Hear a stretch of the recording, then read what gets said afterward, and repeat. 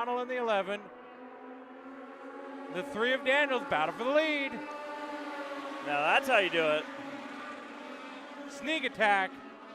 Up to the lead is the 40 or the 25 of Ray. And again, the scoring is not going to show it because Ray is having transponder issues. They're going to go passing the 35 of Smith. And no matter what's going on right now, O'Donnell's loving it because he's in 5th right now saying, keep racing up ahead. That allows me to gain time on the pack. Colt Dazenbrock, he crashed earlier in this race, and he's fighting for the top 5 now. It's a good effort by that team.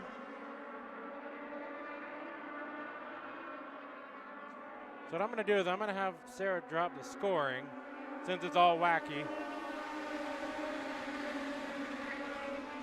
And let that be a lesson for everybody to have your transponders be charged or to not have it in your pocket. You and I would do that, Jeffrey. It worked about 30% of the time. We'll keep you updated on the lap count of the scoring, but we are halfway through this race. Battle going through turns number 1 and 2 now, and move Bazin into the 2nd spot. So Figgenscher has been slipping back, and Johnson right now probably frustrated going, oh sure, everyone else was able to get by. Probably feeling like if he could have gone by, that could have been the difference. And perhaps the patience is going to run out here between those two. As Ray is pulling away now. Yeah, he is.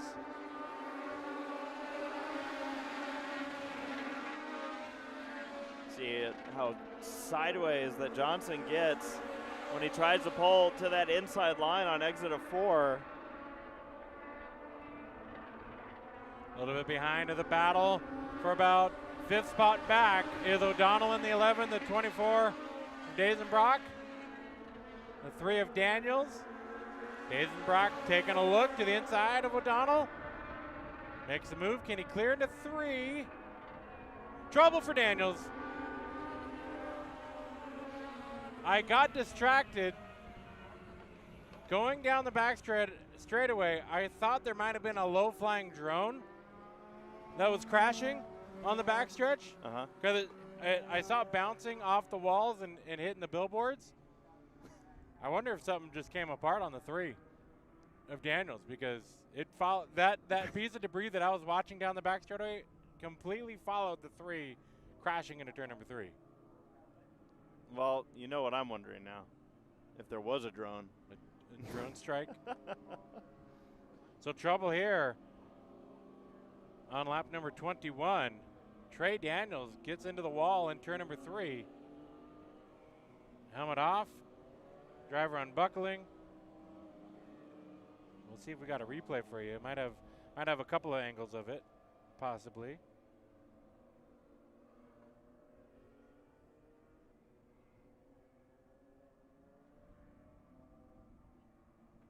So under the yellow, Colton Ray is your leader, not in 13th place. You just really love stepping on me today, don't you? Yeah. There's just something about me that you just can't help. I'm going to fix that right now, actually. It's okay.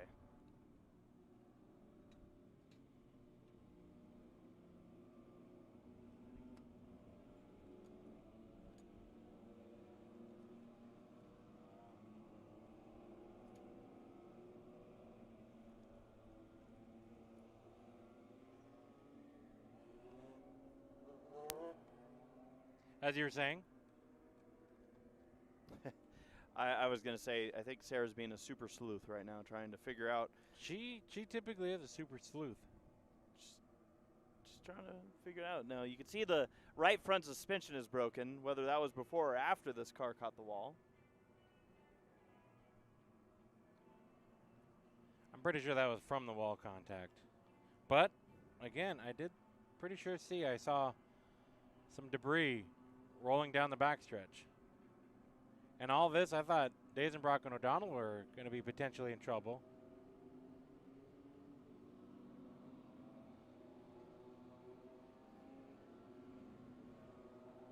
see if we got any replays of it.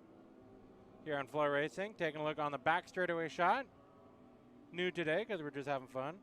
Yeah, that thing backed into the corner. I'm going to have Sarah go back to the same shot, start, and we're going to do slow motion.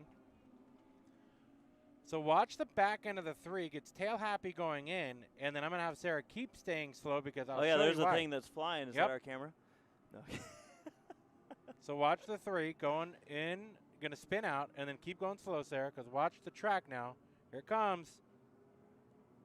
Not sure if, hopefully that wasn't any lead weight or anything. I was going to say that looks like weight. Yeah. But either way, it took something out. And it wasn't our camera. That thing is a genuine 100% American-made plastic. Yes. So, yeah, that's what I was like, what is going on the back straightaway? And then all of a sudden the 3 just backs it into the corner. Here's turn 1 shot. Oh, yeah, he was all crossed up and did his best to keep it from hitting nose first.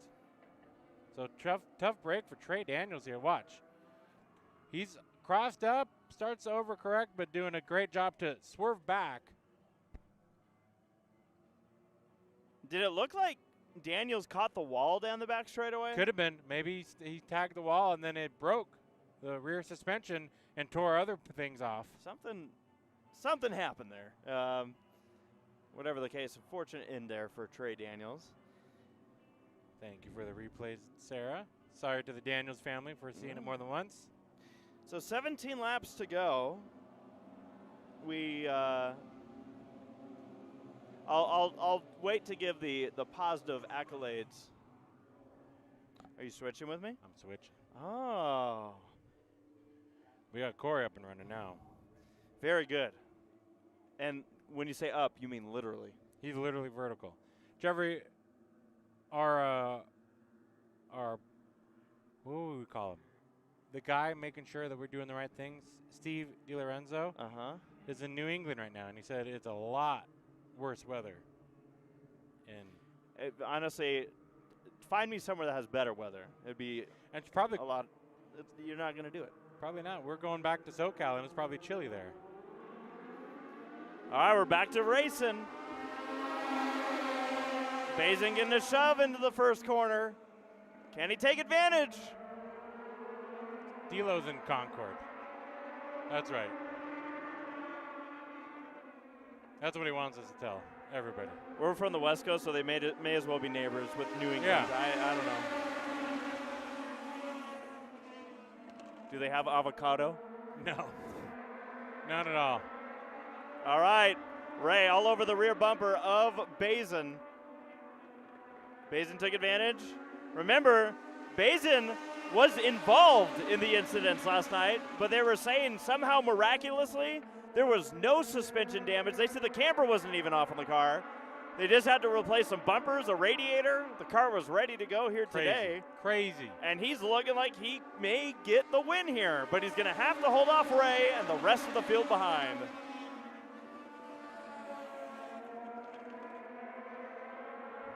Did scoring get fixed yet or no, Jeffrey? On your race monitor? Yes. Is it up? Nice. And I see Colton Ray. See, it's when he's leading is when the transponder doesn't want to work. Everything's working against him. He's going for the lead, at least trying. Now remember, he made this move earlier to take over the lead where he shot down out of turn number 4. Now that was an earlier move than he did it. He waited until just about just about near the exit of the restart zone that has the painted lines. We'll see if he can try that again. Right around here. Right now you're just trying to set up that pass, but you don't want to wait to do it because when they get to the line, it'll be 10 laps to go. Great recovery for Cole Dazenbrock, who was in that first incident of the day, up to the 4th position. Battle here into turn number 1. Lavelle going to complete the pass. Whitbeck chasing this group, the 87 of Fickenshire right in the middle. And a battle starting to brew. Contact for 3rd. There was a bumper. Now I'm going to see the group that Yeah. So the group that was very loud about when the 24 got turned was very quiet when the bumper was applied. Funny how that worked. It's okay, though. That's racing. Nobody got turned. Nice save by both. What a recovery it would be for Dazenbrock if he could get the win. He's creeping up on these two. Running out of time, though. It'll be 7 laps to go at the line. The difference is Dazenbrock has clean air, so to speak, meaning he's not in a battle. He can focus forward. Oh, look at this, though. Ray got to the bumper on exit of 2, trying to get the 42 a little squirrely. But Basin's holding strong.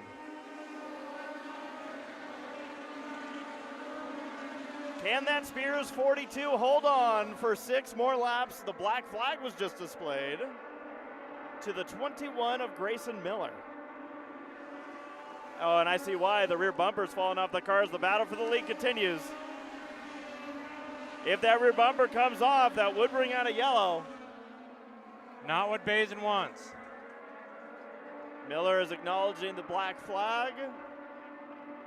Top 5 on screen. Battle possibly for third or fourth. The leaders are closing up on Brian Smith. This will be lap traffic. Miller gets off with the bumper still on the car. And yeah, Tommy, here we go. This could be it.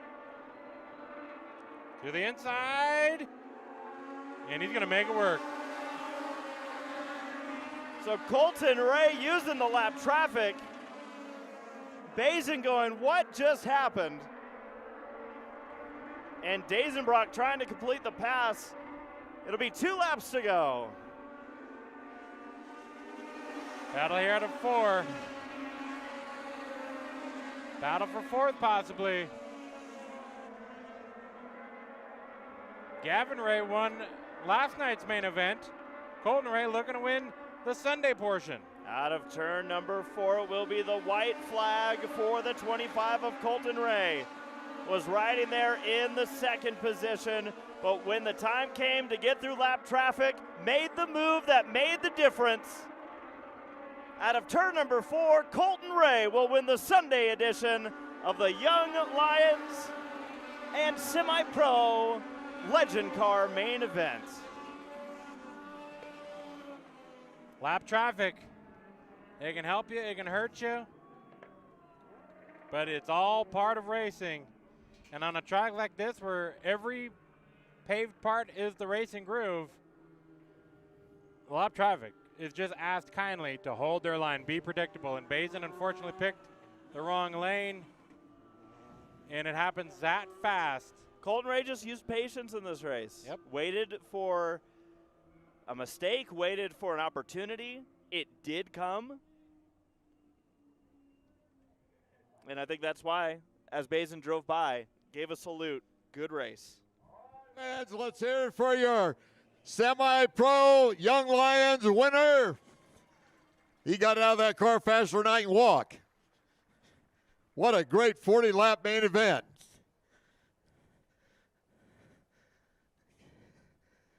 Let him get all that safety equipment off.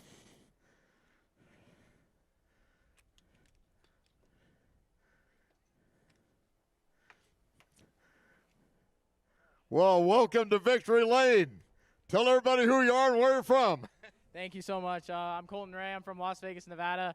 And those boys over there sitting in those grandstands, I can't thank them enough. I want to thank the Giannini family for letting me drive this. I want to thank my dad, my mom, my grandparents, and my grandpa. None of this could be possible without the boys over at 3rd Gen, and so this really means a lot. Well, you got some fans right up here, too. I heard them doing cartwheels up there for you, up there. See them up there? Yeah, that's awesome. Thank you, guys. I can't thank you all enough for coming out here. And that lap traffic played right into your hands because it is tough to pass here with these legends. Yeah, absolutely. I will say I definitely got a little bit lucky there in the end, but without a doubt, those 3rd Gen boys gave me the best race car out here. No doubt about it. And I was just struggling trying to get by him, but we made it work in the end. Let's hear it again for your winner.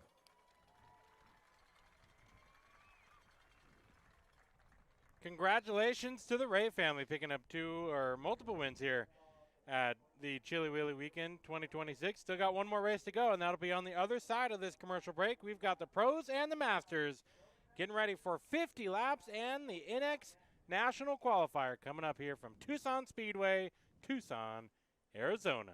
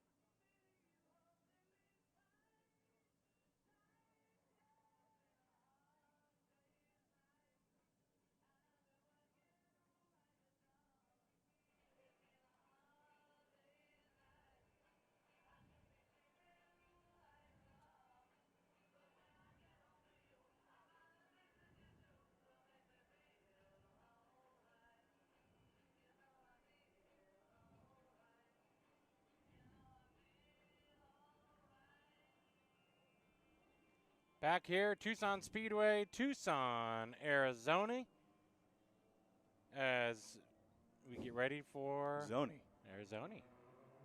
Get ready for the Pro and the Master main event. This will be a 50-lap race. A lot of cars, a lot of drivers that have been there and done that, looking for a big win to start the 2026 NX Racing season.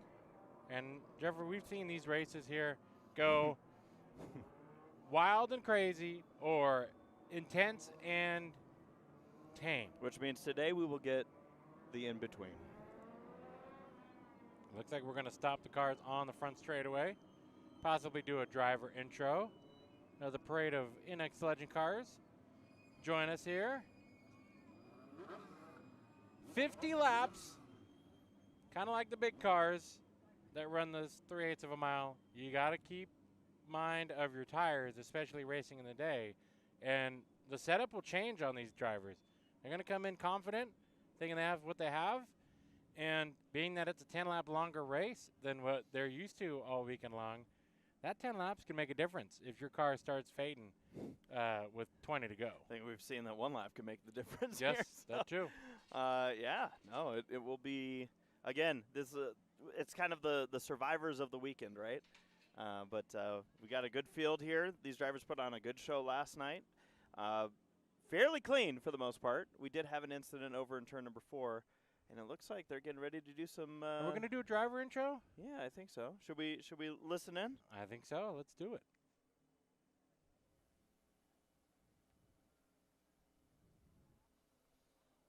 Starting in row 28 of the 56-car field.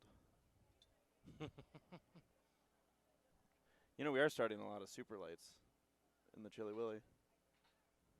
Oh, where's Evan going? Evan's running. He's, you know what? Everybody's running away. Someone stole his microphone.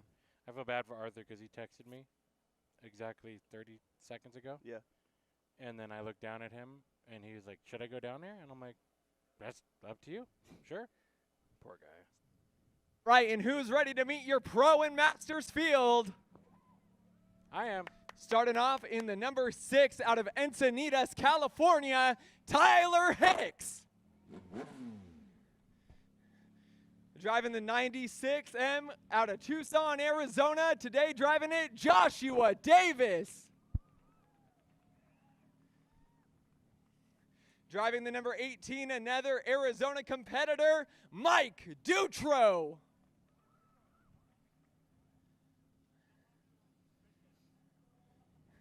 And in the number 18, coming from Maple Ridge, Canada, it's Mike Webb.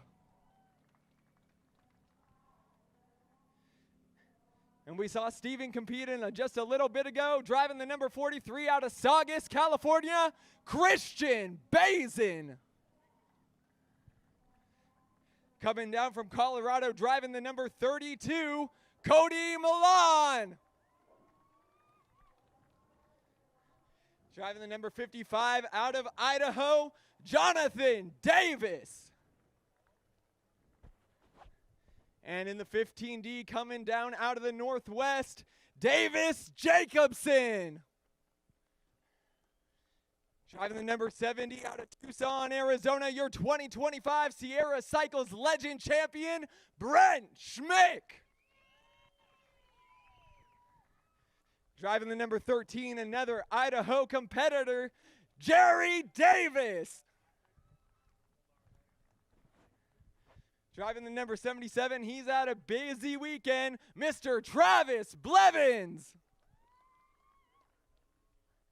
And in the 19, coming out of Eureka, California, one of the top Legends drivers out west, Brandon White.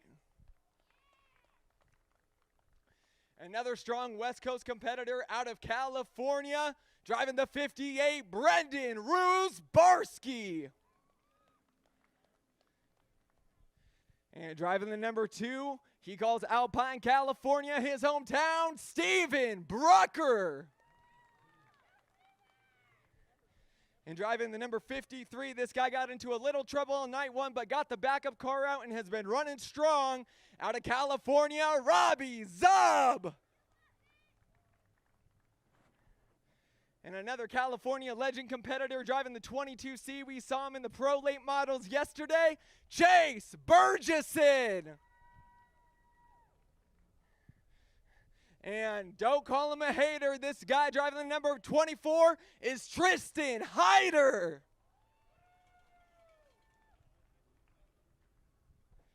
And a master competitor making his way down from Colorado, it's Zeke Hanger. And your night 1 winner in the Pro and Masters from Albuquerque, New Mexico, Jason Irwin. And driving the number 44, he won the ARCA Menard Series West race here at Tucson Speedway in April. Make some noise for Tanner Reif. And started on pole today, driving the number 18 out of Las Vegas, Nevada, it's Gavin Ray. Saw his brother take the win in the semi-pro and Young Lions, but that is your field for the Pro and Masters 50-lap main event. All right, you got the starting lineup there. They're going to fire them up, and we'll get to racing here as they are already cranking those engines.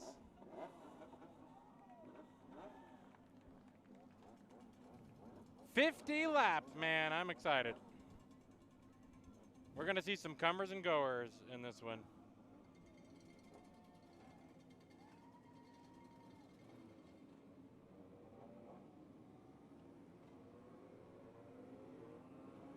And away we roll.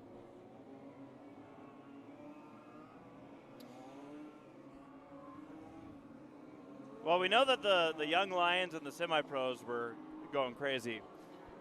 Did the pro and master, or were they saving it a little bit for today? Or do you think that what we've seen is they're just the calmer bunch?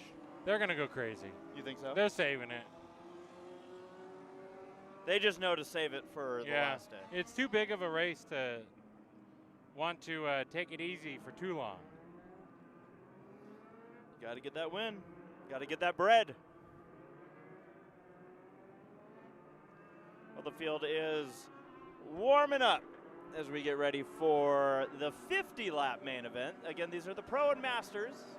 And Tommy, we talked a little bit about this, but Inex qualifying is on the line. The national qualifying race, so you can position yourself with a win into a group that going for the national title or for the national race, Asphalt Nationals, and put yourself into a main event.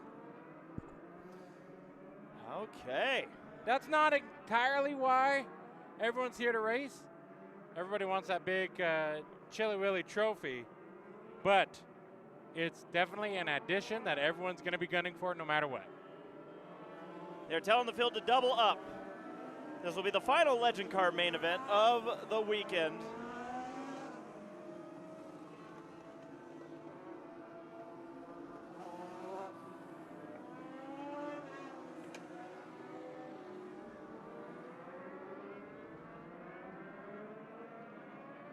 And when they come by, we anticipate seeing the lights go off.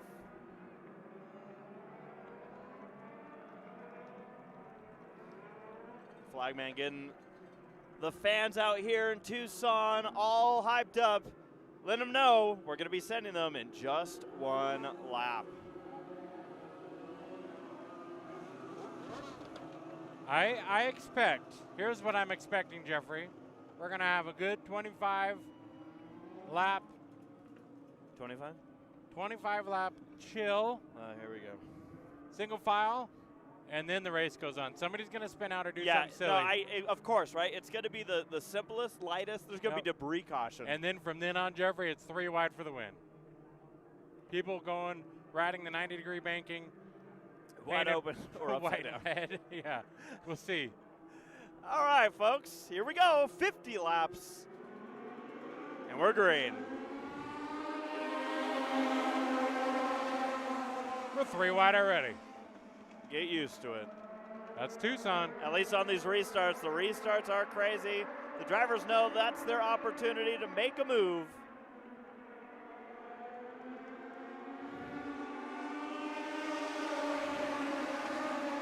Gets a lot harder to pass once things get single file. It will be Gavin Ray taking the lead. Side by side for a second. That's Rife working the inside line. And Hanger gonna clear on the outside. 3 wide into 1. That's Smith there in the middle, that 13. Outside, Brendan Ruzbarski, the 58. Ruzbarski must drive the most different numbers in a single class.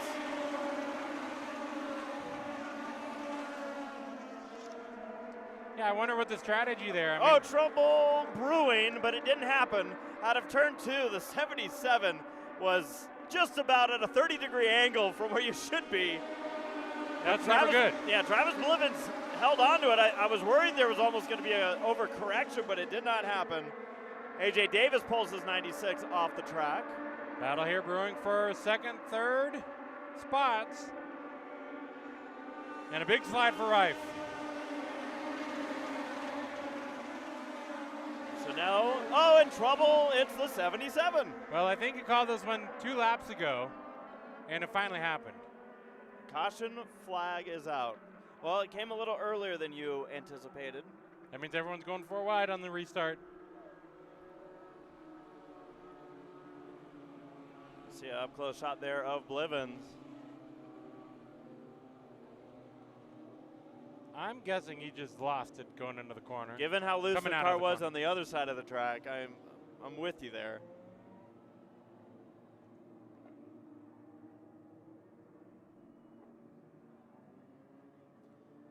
Hopefully waiting for the tail of the field, but is also not driving away, so might be bigger issues. Hopefully not.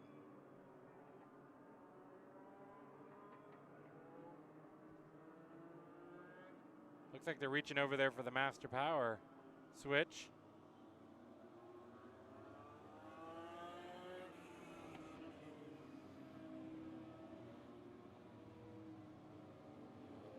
All right, let's take a look.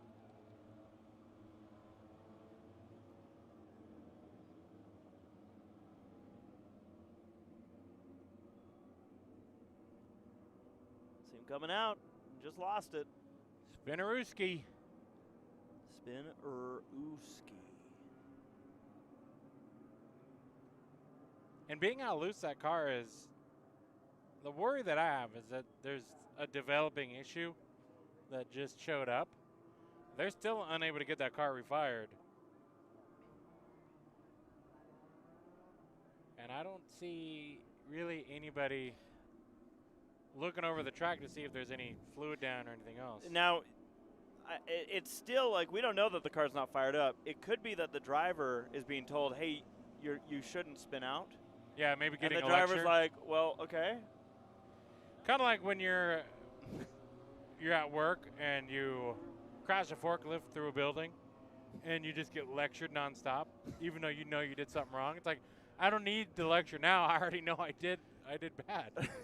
The best part about this is that you're not making the story up. No.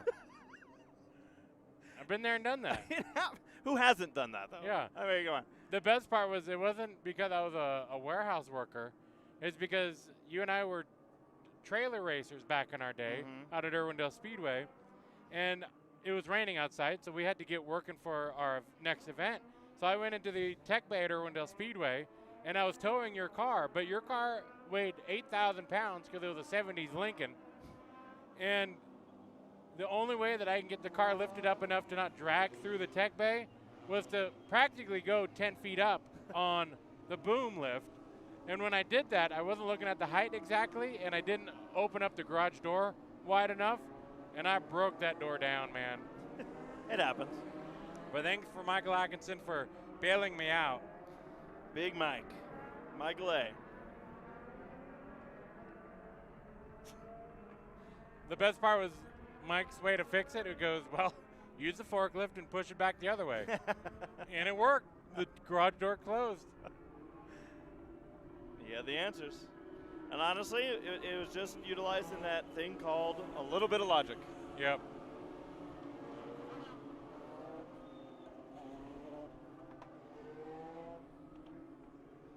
Okay.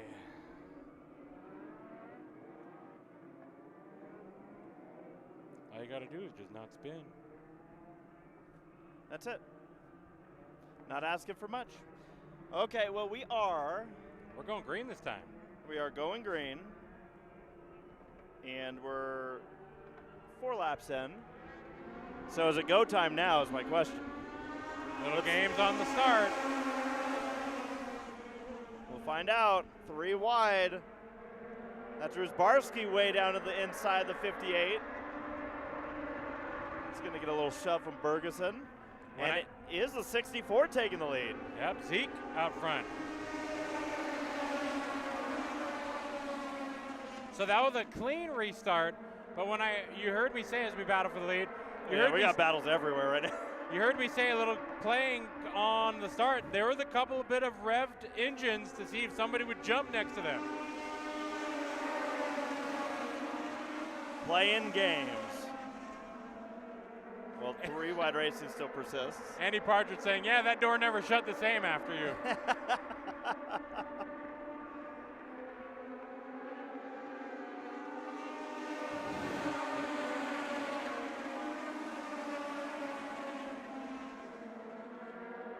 So Jason Irwin has moved his way to the top spot.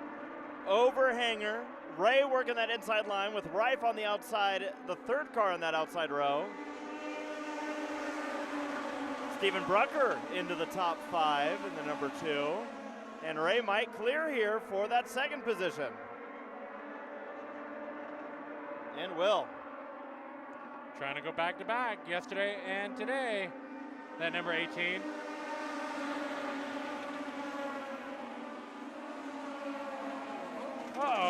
to go to the 77 again. Save it. Yeah. 360. But the yellow's out. Well, because we need to take a moment to just appreciate. Now that's 77. Uh-oh. Got to turn. I think we Was he trying to drive off the track? I think he was faster thinking about it and then realized it was not a good idea. His car was turning like greased lightning. In that it didn't turn at all. No. Somebody left their tire wagon. Why do you think he pulled off that fast? Come back. Tire change. I got to get a good look at this tire wagon here. What is that? Is that a radio flyer? No, it's a radio tire. That's right. Ah. Hang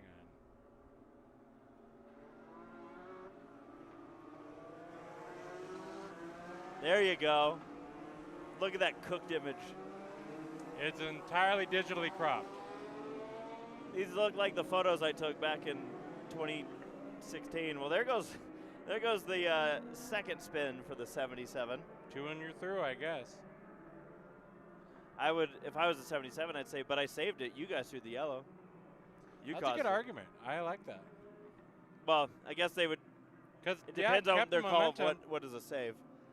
Kept that momentum. Yeah. Yeah, I never stopped. Bring him back. Bring him back. Bring him back. I want it. We're going to cause all kinds of commotion now. Families calling up They should bring him back. a Facebook page now.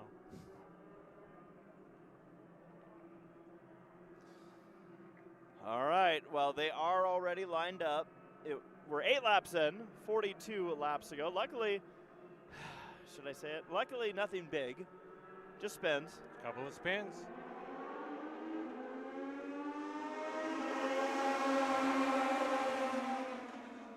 Three, almost 4 wide. Oh, man, they tried to go 4 wide. That was Brucker all the way down to the line. And Brucker went from battling for the lead out of turn 2 to battling for 8th.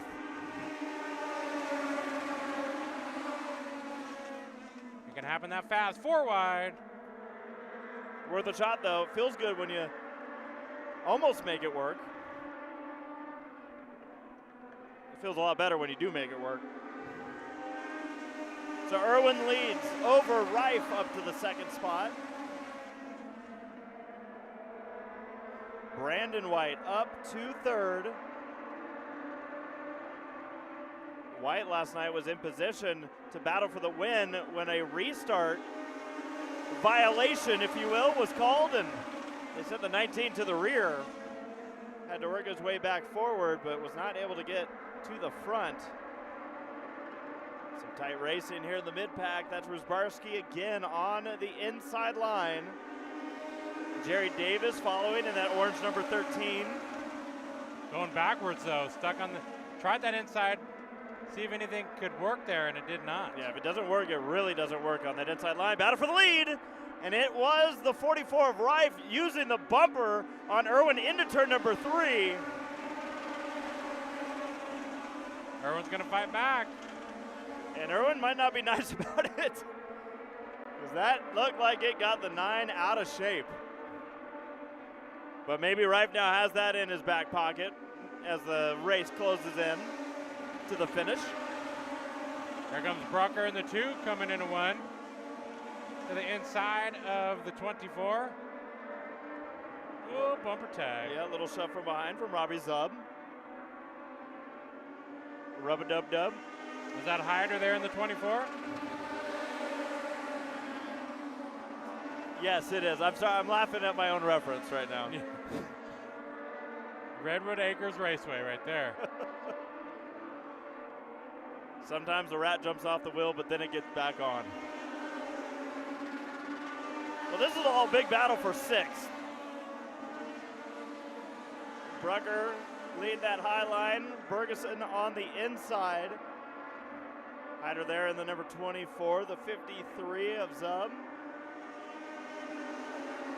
Where the top 5 are all single file, these guys aren't sorting it out. Yeah, while they are battling. They are losing time to that top 5.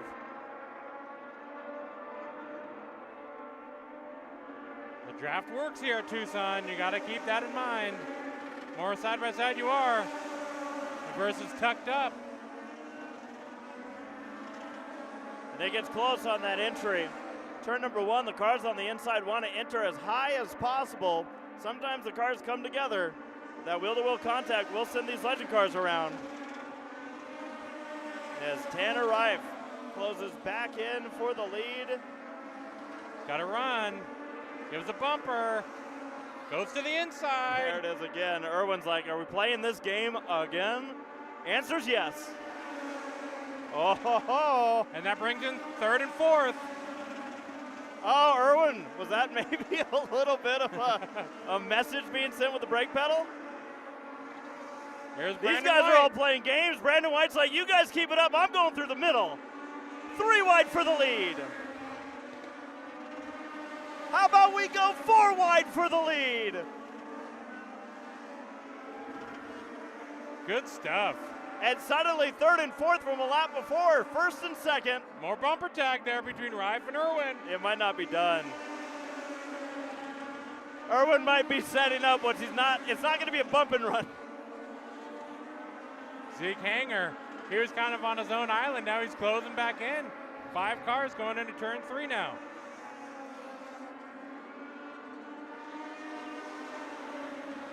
And that big pack that we were watching about 8th on back, they've all settled in, and they might be able to make some time on the leaders.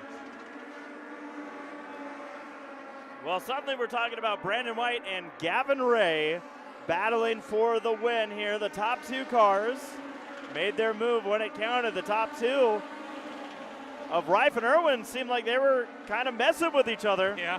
I do have good news, by the way. Blevins is coming back on the racetrack. Good. Maybe a mechanical issue. Unfortunately, we're about to lose a different car. Davis Jacobson pulling off the track. Oh, I was going to move over to watch another battle, but we got the battle for the lead. Yes, we do, and lap traffic's going to come into play on this one. It's Mike Dutro in the 18. Is he going to help the 18 or the 19? Neither. Good heads-up driving right there. Ray now puts his nose into the lead. Yeah, and Reif is back with these 2. Oh, that was close. They haven't let Blevins back on the track, by the way. Let him back. Right, Arthur? That's right. All right, I think we're still going to duke it out here for the lead, because here comes Reif from the 44. Going to have that run ready. We're just past the halfway point in this race, closing in on 20 laps to go. And you know, White and Irwin, 3rd and 4th, are waiting for the leaders to get to scrapping. So that's going to be their opportunity to reel them back. There we go. Irwin's sitting back there going, well, so this is what it looked like. Yep. Irwin's saving his tires now. I think Reif has a good drafting car. Yeah. It really pulls up, doesn't it? You should bring that thing to Daytona. I'm going to have Corey watch those leaders. Pat. Oh, big hit over in turn number 3. The 24 car. That's Hayter. That car just decided it wasn't going to turn, and he nailed the wall and lost the right front wheel in the process. To the right of the screen there. You think that thing had a mechanical issue of some sort, the way it hit the wall? The way it hit the wall, I'm going to say yes. There could have been contact that maybe shot that car forward or straight towards the wall, but I looked up in time to see basically that car slam in the wall, got the left sides off of the ground from the force of the hit, but this is good to see. Looks like Hayter's making his way out of the car. You see the wheel to the right. Hayter trying to shake it off, and the frustration as well. That was a big hit.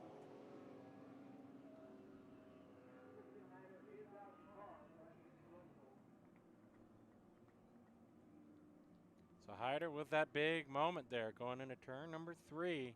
See if we got a replay of it of any kind. I was, ironically enough, I was going to have Corey follow the leaders there as I was going to go slide back to about that spot, and then it broke out.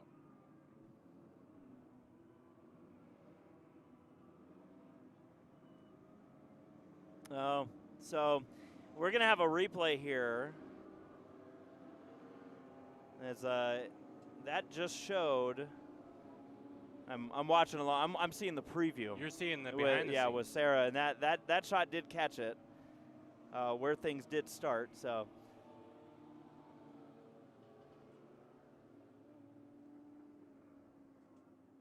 what you're going to see here, because the question was mechanical contact, what was it? You'll see these side by side right here, and contact just as they're entering the corner. It was with the 13. If we go back to that and watch it in slow motion, and you'll see again this side-by-side battle coming in right here. And they're going to just touch, it looks like, the rear wheels. And as they connected right there,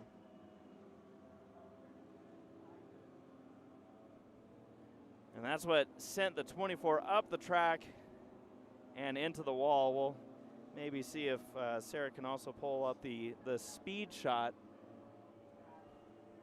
of that to show the aftermath. Because I'm guessing you didn't get much of it, Tommy. No, I did not. I was trying to get over there.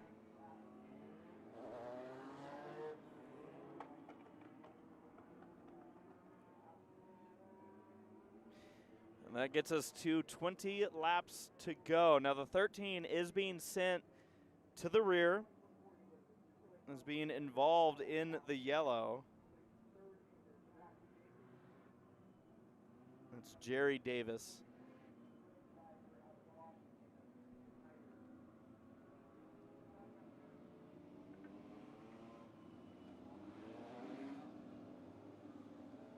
And that second group that was closing in were slowly closing in because they kept battling amongst each other, and unfortunately that brought out the yellow just now. So we got our other angle of this one. Again, you're looking up at the top right corner into the wall. Boom. That was a big one. Goes Hyder.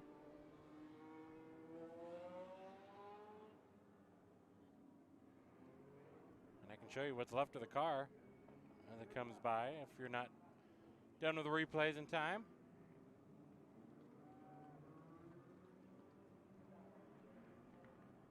Yep, there it is. Nothing left to the right front there. That was a big hit. Lost that traction going into the corner, and with how high these cars are already entering that corner, there's not a lot of give if you do have an issue. Now on the other end of things, the feel-good story of the day. Travis Blivens Is back. is back. Right here. You can't keep a good dog down. Or a legend car even.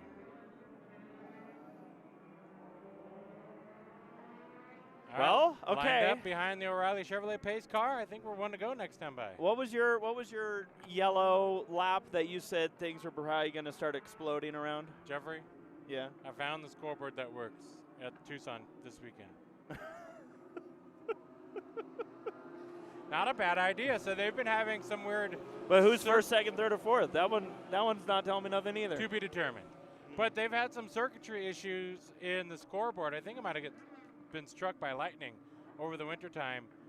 And they've gone to markers. But I think this might be the turning point, Jeffrey. Got Yeah. 20 laps to go. This is your. We've already kind of seen a little preview under those green flag runs. We're in the danger zone. Yeah. So you're saying Blivens chose a good time or a bad time to get back on the track? Going to get their laps back. That's for sure. All right. Well, only needs to get 22 of them back. So good luck. Uh-oh, yeah, you're right.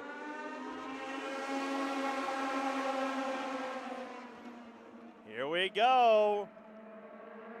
Tanner Rife to the lead. You know, I feel like we keep seeing that low line prevail on these restarts. It works great because you're cutting the diameter or the diameter of the corner. But then why aren't the leaders taking it? Because Rusbarski might have an issue in the 58. Or he's cutting it too low. I think it only works at the low speeds. Once you get that momentum up, I don't think it works as much.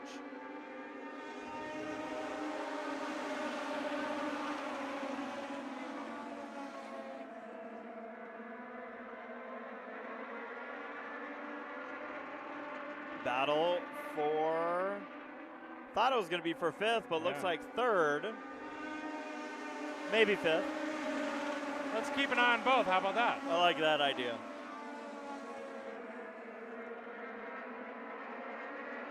For the most part, the field is single file. In fact, for Irwin way up the track with a bump by Ray possibly. Irwin's just not going to leave here happy today. He can win the race and he's going to be pissed off. Yeah.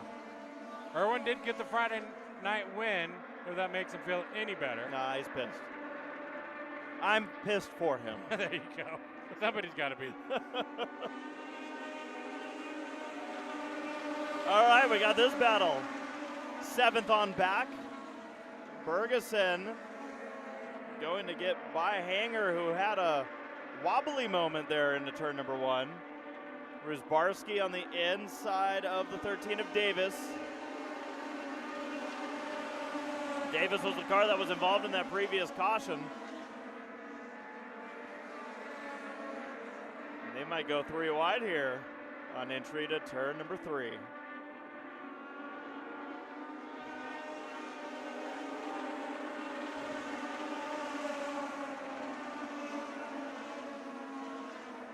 Here's your 3 wide. Christian Bazin. Tyler Hicks there in the 6 has had a nice and clean racing weekend so far, but unfortunately has not been really fighting inside the top 5 at all, so quiet would be that 6 of Hicks. Sometimes a quiet weekend is okay. It pays off down the road for sure. Yeah. Bergeson and Brucker battling for the 6th position. And makes quick work of it. Cheeseburger, Chase Bergeson going to take that one.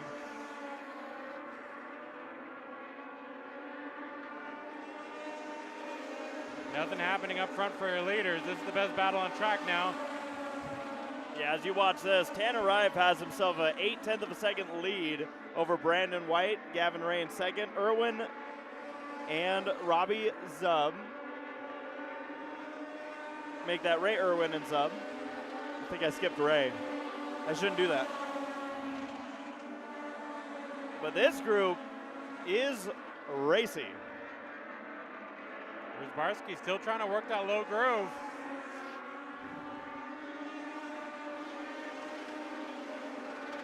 Not really a big advantage for him, except for on the restarts.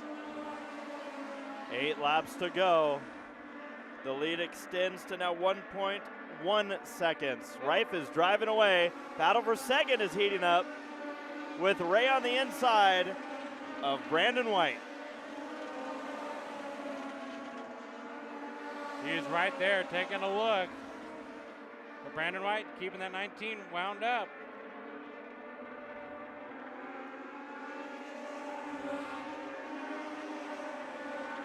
Mike Dutro going to go a lap down.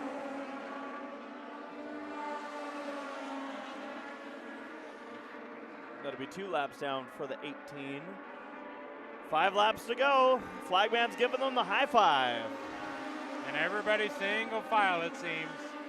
We do have some side-by-side racing, but nothing for position further back in the pack.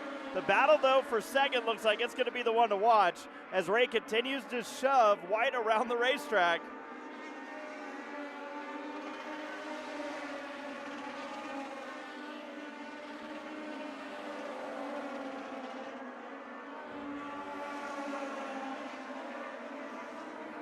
Ray's got to give it a couple more laps, I feel like, but he's out of time.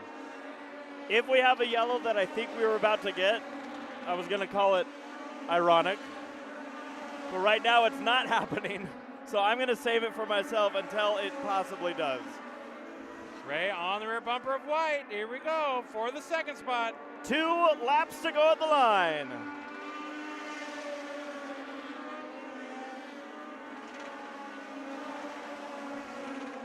Tanner Reif has opened up to a 2.1 second lead. He's got no worries behind him. He just wants it to stay green.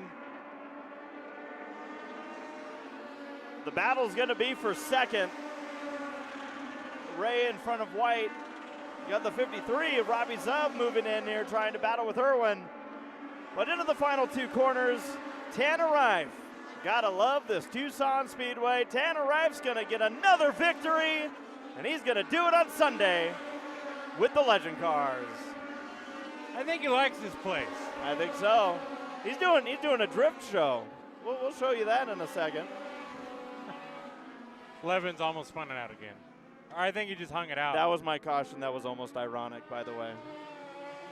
Here goes Rive. Look at that. With like 3 laps to go, I saw the 77 racing very hard with the 32 of Milan, and they almost had contact. And I was like, oh, here we go. If that car goes for a third to bring out a green-white checker, this is going to get interesting. But hey, I'm glad he made it back on track. There he is. Mismatched fenders. Been a long weekend, but we made it. And Tanner Reif made it to victory lane and donuts.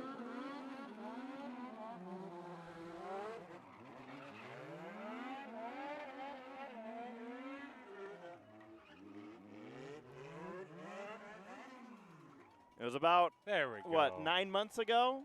Yep. Got himself an ARCA victory, ARCA Menards Series West. And there he is. Jumping right out of that 44. Sending it down for the winning interview. Reeve.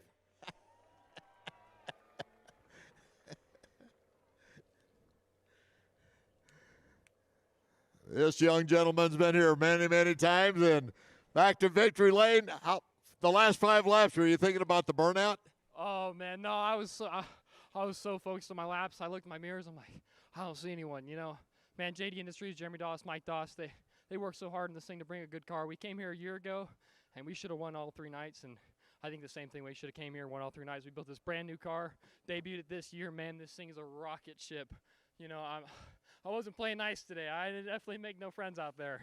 But, you know, I've been playing nice past 2 days, you know, having some good, clean racing, and I was over it. I'm like, tonight I'm going to take the trophy home. Well, I'll tell you what, lap 30 on that restart was big, and then the guys behind you had to fight it out, and you just checked out. What a great run.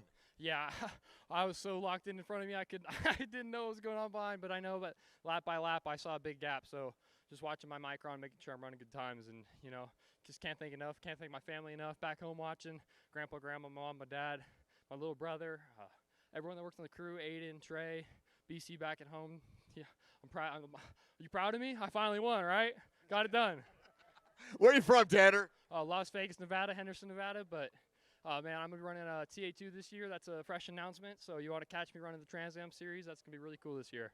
Well, I tell you what, it was fun watching you guys, and a great race and a great victory for you. What do you think of Tucson Speedway? Oh, I love this place. I won here at ARCA last year, and, you know, there's something special about this place. And initially, man, the first time I got here, I hated it. But that's the thing is you learn to think, you learn to love the things you hate, and because you got to learn them, you know.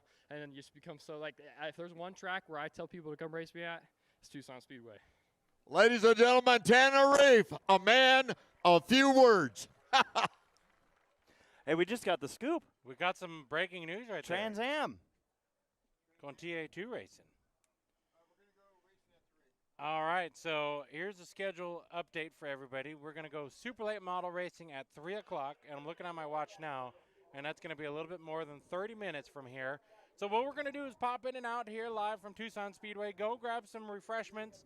Go take your time, and definitely do not miss racing here happening in a little more than about 30 minutes from now. They're going to do an opening ceremonies and a driver and show and whatnot here in about 20 or so minutes. And we will see you back here. I started turning you down. That's rude. I didn't realize I was doing it. So we'll see you back here off and on. Just kidding. At Tucson Speedway here from Chili Willy Weekend, the 13th annual. We'll be back.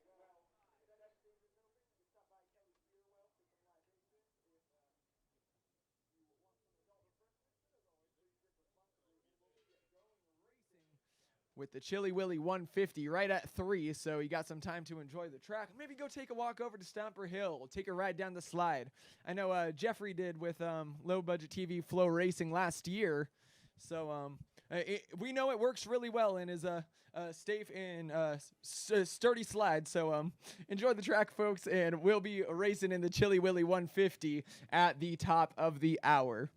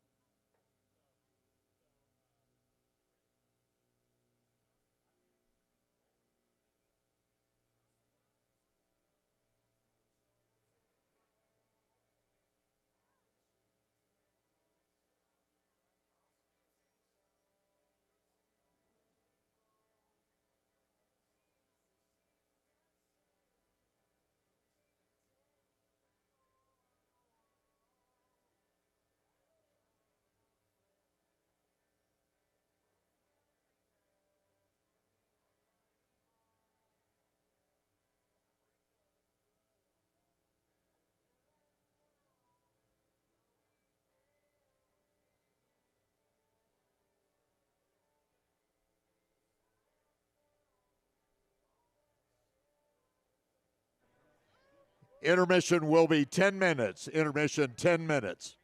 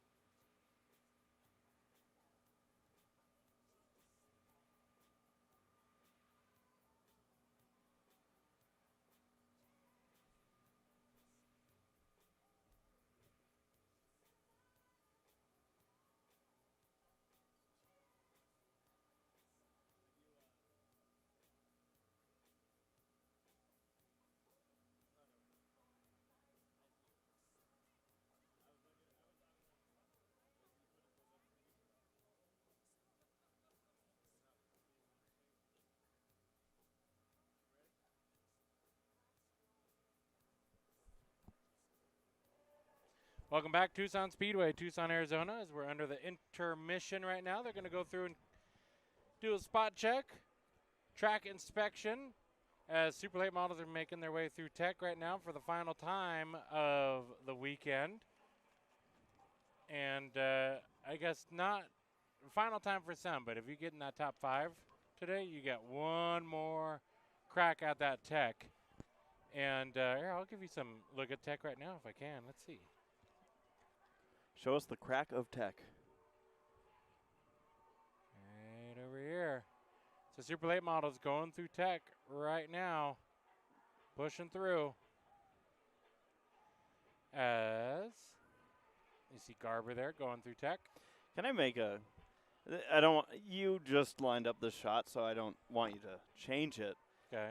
But at some point we should show like the back straightaway. I don't think it looked like that starting this weekend, but it is. Oh, all the tire marks. Yeah, it's got scruffied up. What else is there? Oh, there's our B-main bomber from yesterday. 09. Ah, Siebert. Riley Siebert from Penticton, British Columbia. So, Jeffrey, looking over this list, we got Canadians, we got Arizonians, we've got Californians, Coloradans, Idahoans, Albertians, Oregonans, Wyomingans. Yep, that's about right. Yeah, I think we nailed that. I'm trying to see here. We have 2, 3 from our home state of California. Yeah. So, not like we're biased or anything, but obviously. No. So, okay. So we've had 3 days of racing for the Super Lates. Yes. You had Friday, which was kind of just its own thing, where it's, hey, let's have a race day. You're out here. Let's go racing. They had the race. Then we had the qualifiers yesterday, including qualifying itself. And now it's main event time. We've seen these cars on track. We've seen people kind of show their cards a bit. Maybe not all of them. But at this point, you got to be thinking there's some favorites. Yeah, I think so. I mean, immediately what jumps out to me is the 76, Cole Raz from Oregon.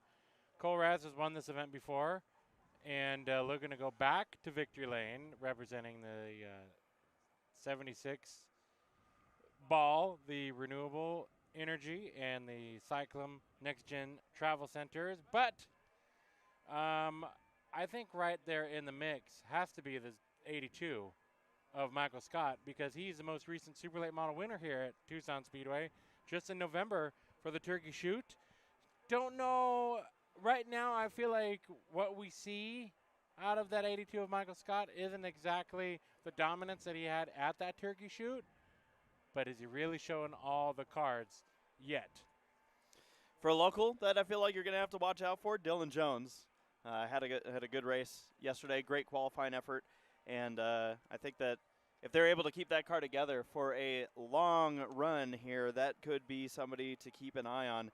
Newcomers, Taylor Mayhew looked really good yesterday. Very good. So and I mean, Jeffrey, we have probably a 10 driver list of teams that have a shot at it today. But Taylor is a question mark. It's his super late model debut. He's raced here and won in legend cars at Tucson Speedway, so he knows the track. He's been fast. He won last night in the qualifying duel, which put him in the second row. But what's he going to do in 150 laps?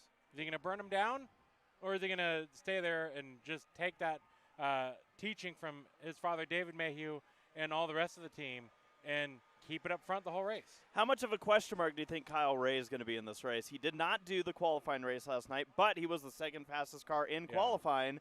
Is that strategy going to work out for them? Leaving the car, keep it pristine, don't risk it? Or did the other competitors maybe learn something? Now, obviously, we're not racing at the same time. It's going to be a lot warmer. Sun's going to be on the track because we're going to be going racing here. And let's see, I don't have a clock on me. It's about 15 or so minutes. Yeah, so, very different conditions from last night. Is it possible that the Ray team also just said, look, we're not going to learn anything from this race for what's going to be applied today? I think you're right. You're not really going to learn anything except for here's this.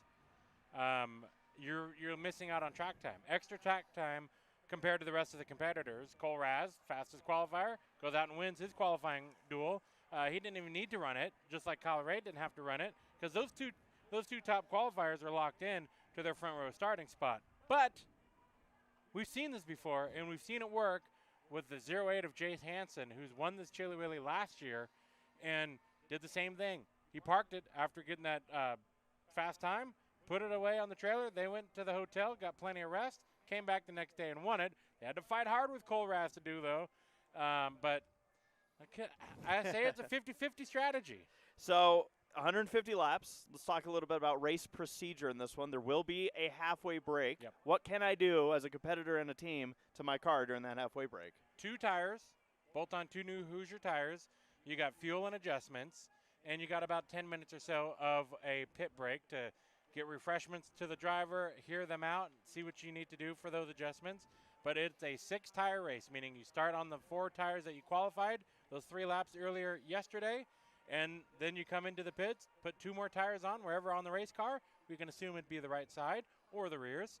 And then you go racing for the last half of the race and hope the cautions follow your way, or just hope that you just dominate and stay out front. But Tommy, what if I get a flat tire? Well, then you got to go to your emergency set. You got to dip into your emergency set and take your qualifying dual tires as your spares. But there is a rule to those flats. They have to be flat or no more than 8 pounds of pressure on the lefts, 18 on the right. So it's got to be pretty dang low. And you can't just come in and be like, trust me, it's trust flat. me, yeah, take my word for it. Yeah.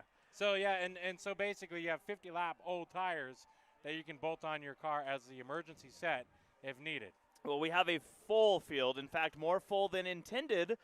Because, Tommy, we had enough cars for a B main, and guess what? They said, nah, we're not sending anybody home. Why would we? They're here for the weekend. So 36 cars. Now, we have heard, and we will confirm once things get lined up, that Bill Engel, one of the local racers out here, may have had rear end issues from yesterday and might not be competing here today. But we are expecting 36 cars to be lined up for the start of this race. It is going to be a very full track. It is going to be a track position game. It is going to be a tire conservation race. It's going to be a lot of different pieces to that chessboard, and we cannot wait to see who is going to be pulling that off. I do want to mention, too, there was a question mark, I believe, for the 98 of Wade. Wade, yep. Yep, And Kyle Wade. We did hear yesterday that car might have been out due to motor issues.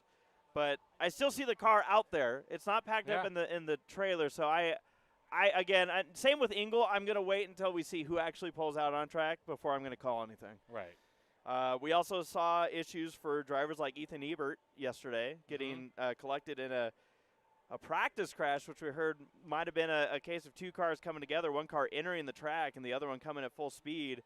And unfortunately, those 2 cars met, and Ebert was one of them. We also saw Mia Lavelle. Yep. She's going to be in a completely different car. In a backup car, basically. Yeah, so she was shaking that down. It'll be a number 54. And it's proper pronunciation, so we've been bouncing because that name is pronounced Lavelle or Lovell, and it is Lovell. Kind of like how you try to make Louisville. Like a shovel. Like a shovel. So Mia Lovell there, as she's going to be racing for Nitro. How is it that we have 2 drivers racing this weekend with that name, and they're both said differently? It's pretty incredible. How in the world? That's just like tomato. That's just not fair. And I'm gonna have a chat with somebody. Somebody's got to figure it out. The inventor of English. I'm going to say. Gabe Brown, unfortunate scratch for the weekend early, as had a motor go south, and unfortunate from that Conway Center, New Hampshire driver. Going to be done for the weekend. So a tough break for Gabe Brown, but looking forward to seeing him back on track in something else here soon enough. Gabe Brown, a rising star here in the stock car rank. So here's what we're going to do. We're going to let the cars go through tech, get them onto the racetrack. We're going to step aside for some more commercial breaks, fill some time a little bit later as intermission's still underway, and we should be getting cars on track here within the next 10 or 15 minutes for the Chili Willy 150 presented by O'Reilly Chevrolet.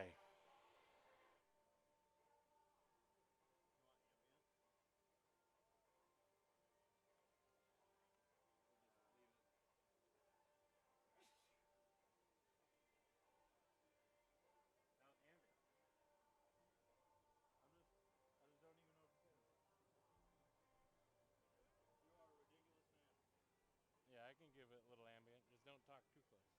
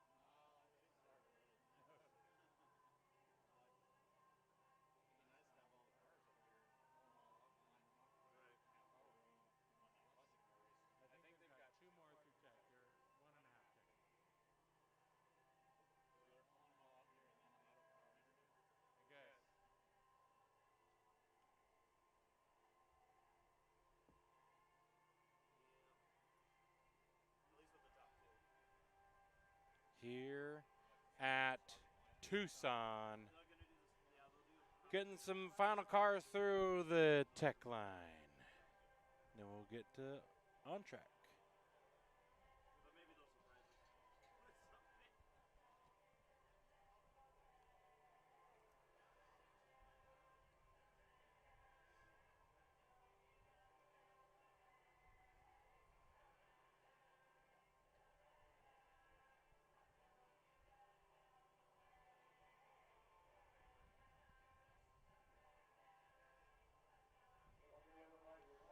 We are back here at Tucson Speedway.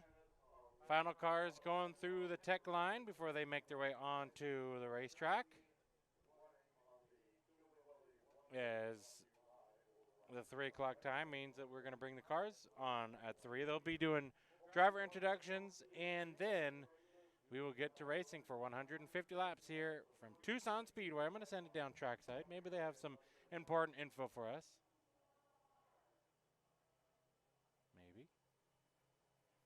Maybe not. Nope. I think they were just saying exactly what I was just saying. So pretty quiet racetrack currently. I'm going to let Arthur know to turn on his transmitter up top. Saving some battery, which is a good thing to do.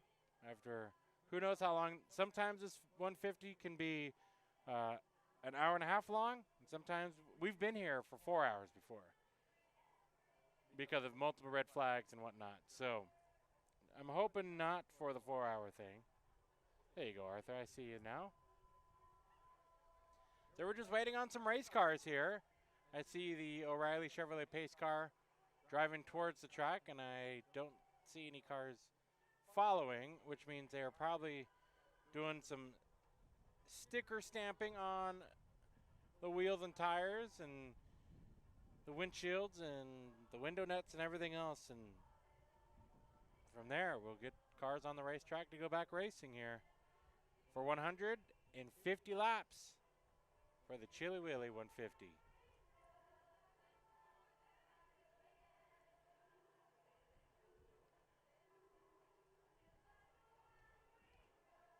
Looks like the safety trucks are making their way into place.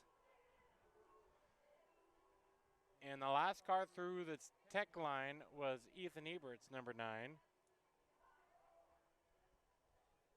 To which I do not see him in tech anymore. So I think we are just about done with our tech inspections here. And we might just see the field making their way over the hump to get onto the front straightaway here. I'm hearing some super late models off in the distance. And now they roll onto the front straightaway. So we're going to send a trackside to hear if they have any special announcements before we get into the super late model opening ceremonies. Led out by your pole sitter, Cole Raz.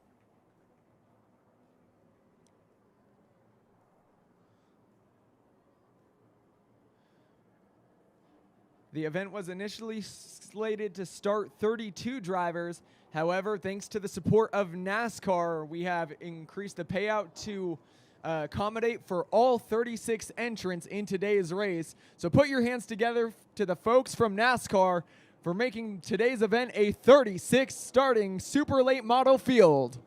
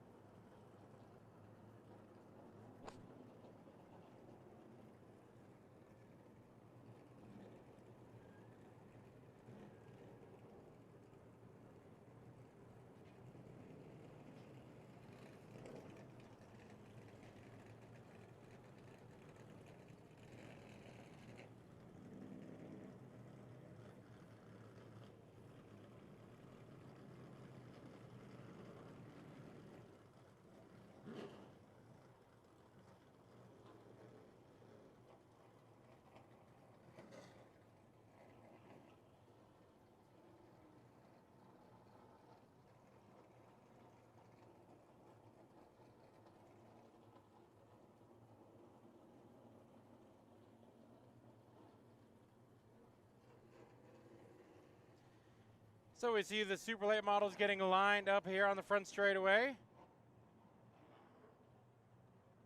as we get ever closer to the start of the Chili Willy 150 2026 and the 13th annual O'Reilly Chevrolet Chili Willy weekend.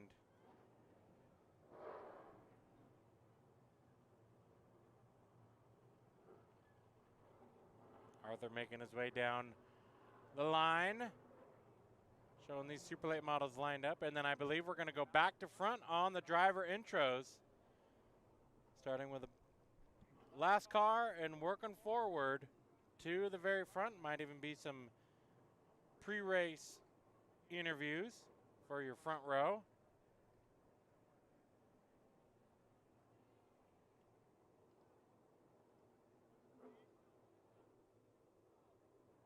A great looking field of super late models. Some of them already have some scuff marks from the weekend of racing so far, but not like any patchwork can't fix anything. A little duct tape, you'll never notice.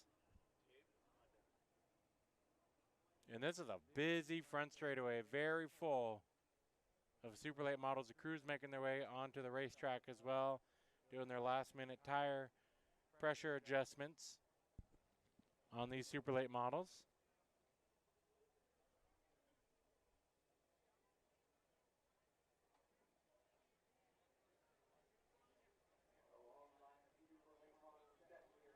So waiting on track side for when they want to give us the starting grid. The walkthrough with the checkered flag and all the handshakes and accolades as we ready for a overly full super late model main event. As much as we love B-main drama and excitement, how could you not love an overfilled field and everyone getting a chance to race? Nobody going home here this weekend. And what a great way to cap off the 13th annual Chili Willy weekend here at Tucson Speedway. Part of your NASCAR regional opener. So we're going to send a trackside to the PA. About this field of super late models, folks. All right, and we'll be starting it off in the rear. Starting in the number 24L out of Scottsdale, Arizona, making her first start in Chili Willy action, a competitor in TA2 and the Toyota GR Cup Series, it's Mia Lavelle. And driving the number 9E out of Marana, Arizona, the 2025 Southtown Speedway Super Late Model Champion, Ethan Ebert. And starting 34th, driving the number 81 out of Sydney, British Columbia, making his 10th Chili Willy start, Daryl Midgley. And starting 33rd in the number 8 out of Vail, Arizona, he is your 3-time Tucson Speedway Modified Track Champion, Nick O'Neill. And starting 32nd in the 05 out of Sydney, British Columbia, Canada, a full-time ARCA Menards West Series driver out of Canada, David Smith. And starting 31st, driving the 3K out of Hermiston, Oregon, the 2025 Northwest Super Late Model Series runner-up, Ken Bonney. And starting 30th, driving the number 9 out of Tucson, Arizona, he's your 9-time Tucson Speedway track champion, Stormin' Ron Norman. And starting 29th in the number 57 out of Tucson, Arizona, 5-time track champion of Tucson Speedway. Give it up for Jennifer Hall. And starting 28th in the number 93 out of Spokane, Washington, making his first Chili Willy appearance, it's Dave Garber. And starting 27th in the number 09 out of Penticton, British Columbia, Canada, your 2024 Pro Stock or Penticton Speedway late model champion, Riley Siebert. And starting 26th in the number 52 out of Livermore, California, the 2007 Altamont Speedway champion, Ryan Philpott. Starting 25th in the number 34 out of LaSalle, Colorado, he's appeared in all but one Chili Willy, the two-time Colorado National Speedway Pro Truck champion, Rudy Vanderwall.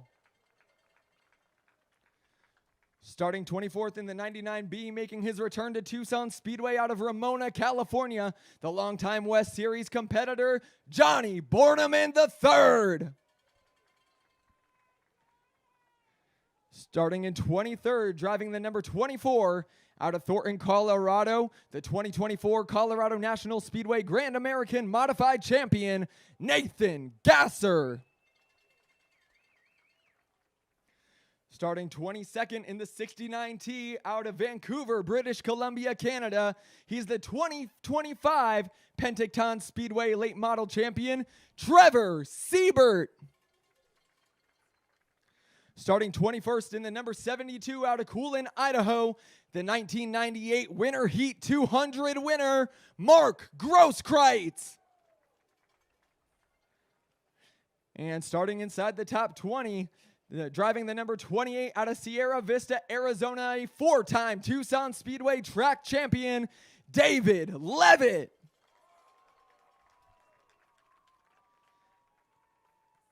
And starting in 19th, driving the number 99, a Tucson, Arizona competitor, he was the 2021 Tucson Speedway Thunder Truck champion, Zane McKissick.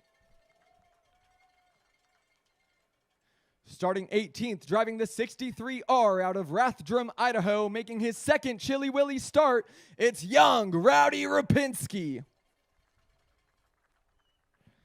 Starting 17th in the number 5 out of Meridian, Idaho, the 2025 Northwest Super Late Model Series champion, Ryan Phipps. And starting 16th in the number 18 car out of Leduc, Alberta, Canada, the 2018 Sutherland Automotive Speedway Pro Late Model champion, Tyler Emond. Starting 15th in the number 82, coming down from Cheyenne, Wyoming, the 2019 Chili Willy winner and your 2025 Turkey Shoot champion, Michael Scott. And starting in lucky number 14, in his number 14 out of Victoria, British Columbia, the 2020 Canada 200 winner, Brandon Carlson.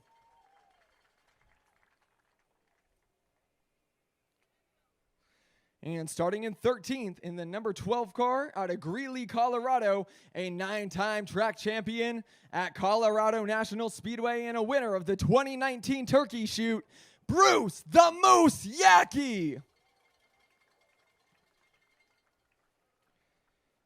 And starting in 12th, driving the number 43 car out of LaSalle, Colorado, he earned 2 wins here at Tucson Speedway in the West Series back in 2018. It's Cody Vanderwall.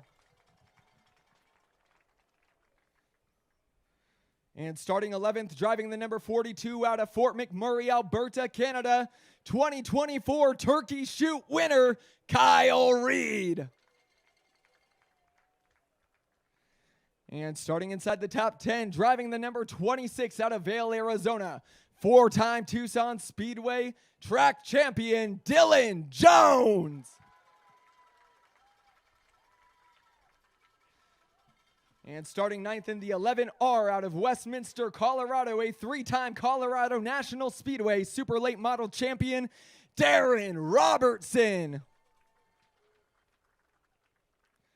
And driving the number 1, coming out of Quincy, Washington, the 2024 Northwest Super Late Model Series champion, Casey Klein.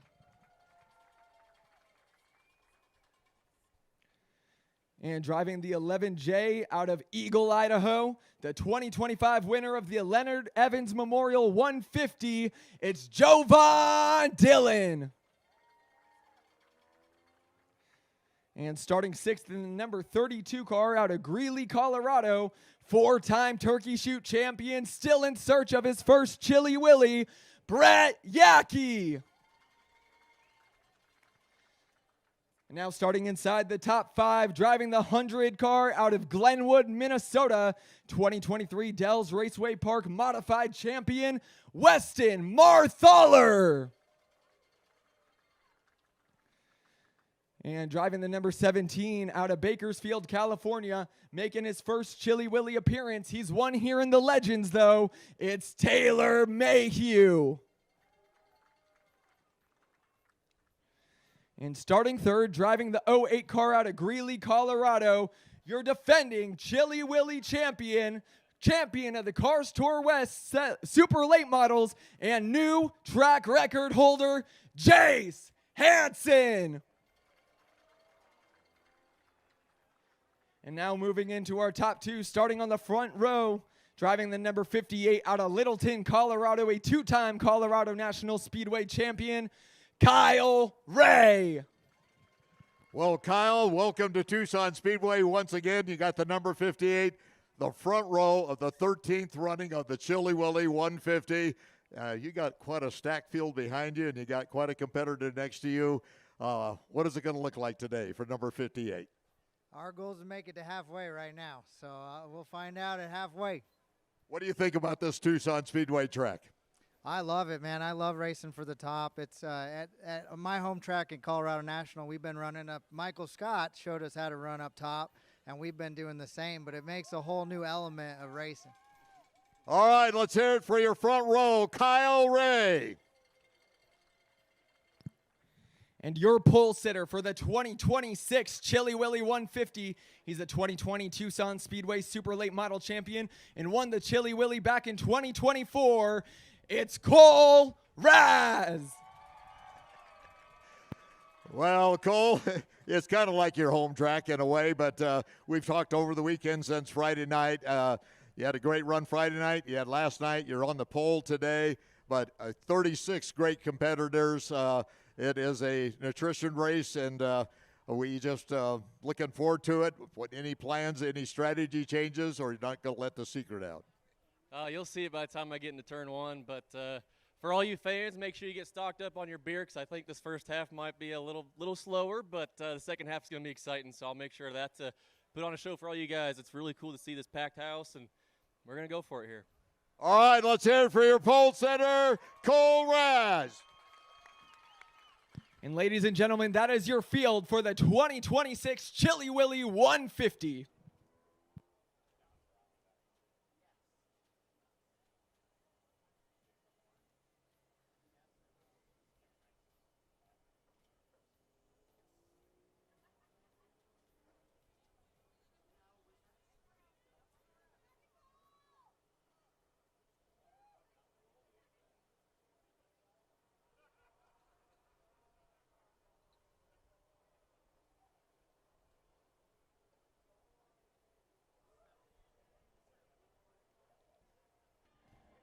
And hope for the best, and really just try to maintain your race car before that break, and give the teams all the info you can to make sure that you've got that squared away for your super late model.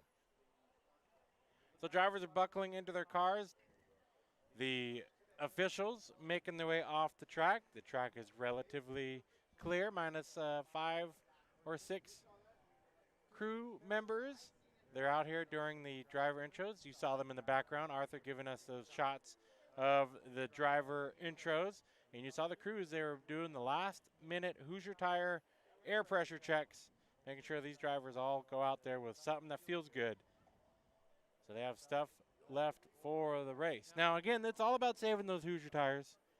And kind of Cole Raz alluded to, we might just see everybody go 2 seconds off the pace, literally at the start.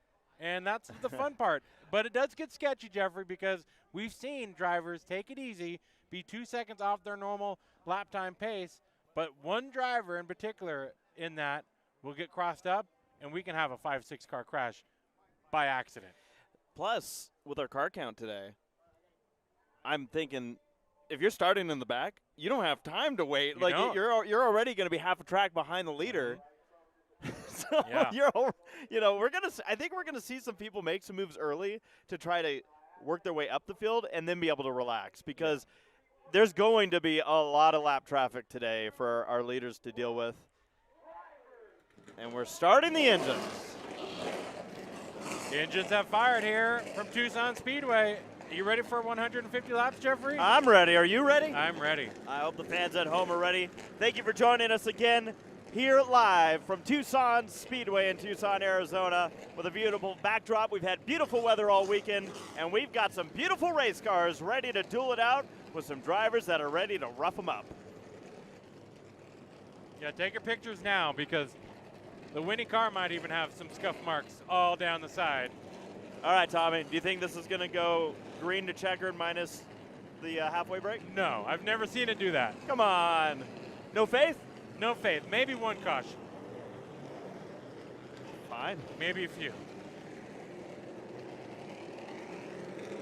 It's the oil downs that we got to look out for. You mentioned some of the drivers, Jeffrey, that are on the hot seat when the green flag waves. I'm thinking that number 9, Ethan Ebert, who's had a struggle here this weekend. The 8 of Nick O'Neill, local track favorite. Daryl Midgley in the 81. And I don't want to skip over David Smith, but Rudy Vanderwall, we saw how busy he was racing it out. Ken Bonney, he's kind of familiar with starting in the back and being there at the end. Stormin Ron Norman in the 9, who has 9 track championships. So we're going to see all kinds of different feels and strategies in this Chili Willy 150. You've seen the drivers, you got their starting lineup. The O'Reilly Chevrolet pace car going to bring the field around for a couple of laps. You mentioned Nick O'Neill. Just want to throw this in there. Last night, after everything had finished and people were starting to go home, we were getting ready to do a little bit of on-track work with some of our cameras and equipment. And we had to wait because Nick O'Neill was doing a shakedown last night. So they were still kind of working late into the night, getting things ready for today. But Tommy, you were saying? Just that, I think you're right. We're going to see so many different strategies when it's all about the same strategy, keeping those Hoosiers happy.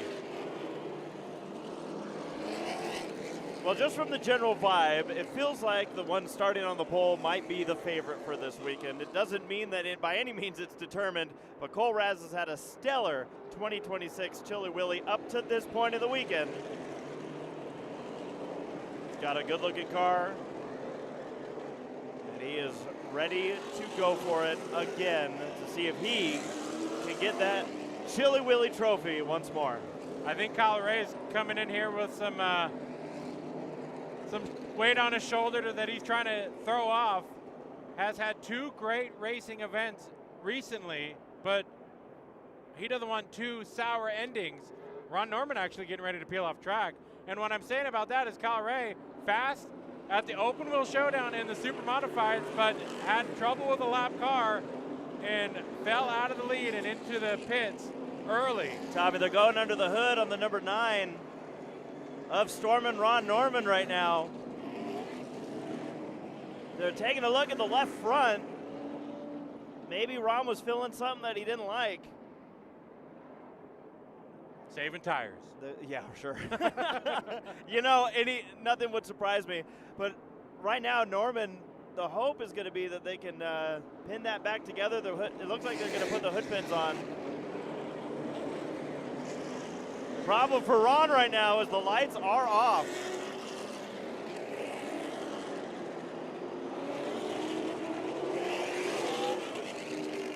We'll try to keep tabs on that. See if Ron Norman's able to get his car on track. But Tommy, it's 150 laps. It is the 2026 edition of the Chili Willy 150. In trouble for Robinson. Robinson there in the 11 missed a gear. And and you're seeing these drivers all trying to figure it out right now. Stormer Ron Norman, he hits the gas. He's getting out of trouble over turn number 4. Phipps with a flat left front tire, and the caution flag is already out. What a rough weekend it has been for Phipps. Yeah. And I believe Norman got on track before losing a lap. We will confirm that. But Tom, it looked like that tire was down before he ever got to the wall.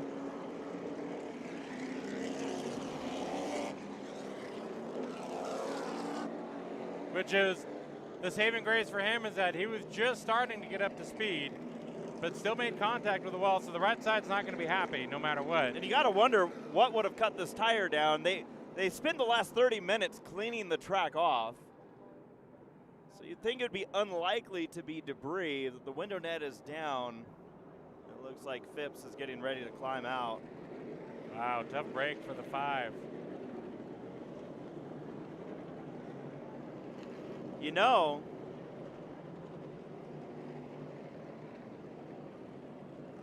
I'm just kind of glancing over, thinking about this. At one point, Rupinski went wide, but still, that would have been, if there was any contact, that would have been to the right front, not the left front. Let's take a look at a replay.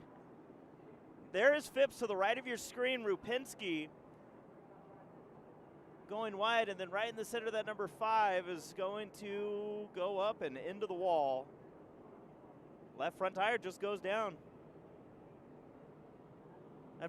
What I'm trying to see is if it's just the tire or if maybe the suspension. Some of the suspension broke, which then led to the tire getting. Yeah, who knows? Cut.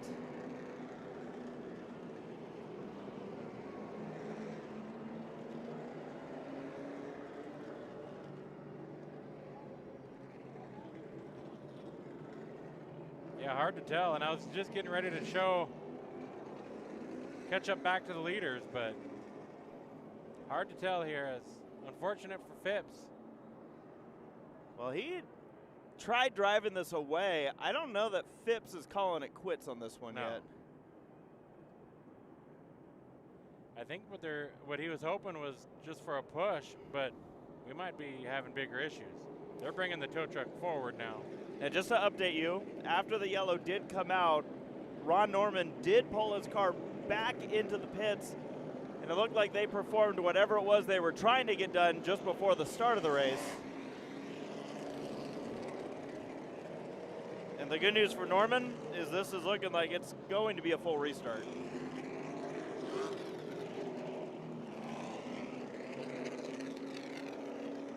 You know, when you have 36 cars, you're bound to have a little bit of drama even this early in the race. Phipps is trying to have the officials look over something, as he's going to try to drive away, but I think we got bigger issues.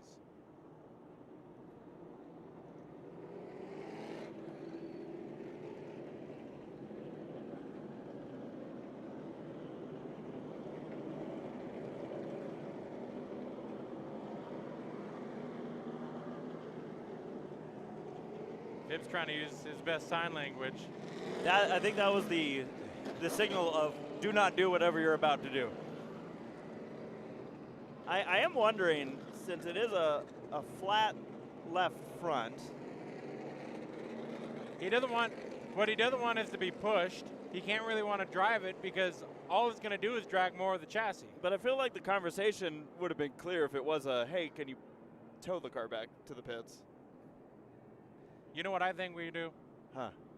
Just get a cone, put it right behind the car. Leave it there? I mean, no, we don't know what Phipps wants, but we're going to try to figure out something. The fact that he's looking under the hood makes me think again that this could be more than just a flat tire.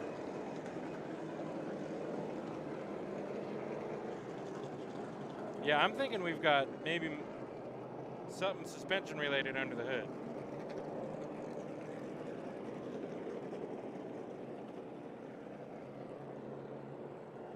As now they're getting the tow truck. to the 5 of Phipps.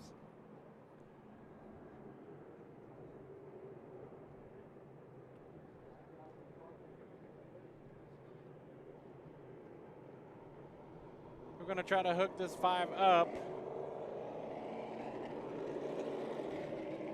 I think Cole Raz was right. Go get some beers. This is going to be a long first half.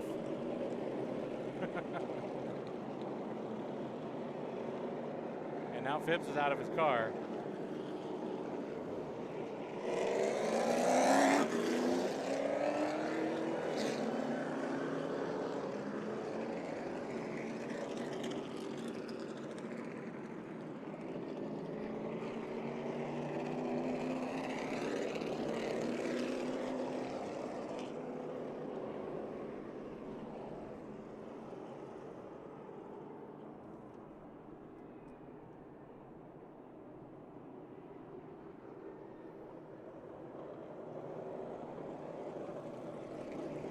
So the 5 getting towed.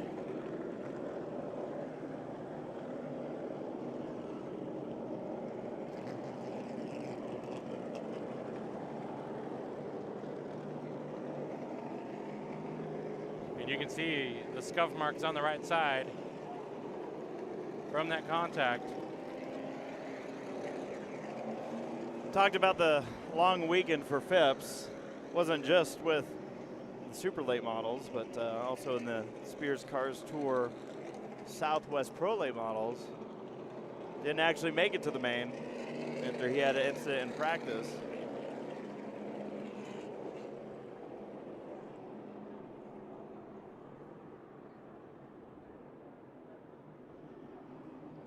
Been a long weekend, like you mentioned. But it might have been just cut short. He could always rejoin the field, but be pretty much out of contention once we go back to green. Unless when they get to the pits, they realize it was just a pin of some sort that they can put back in. Seeing it from the pits. Yeah, up from the pit area there.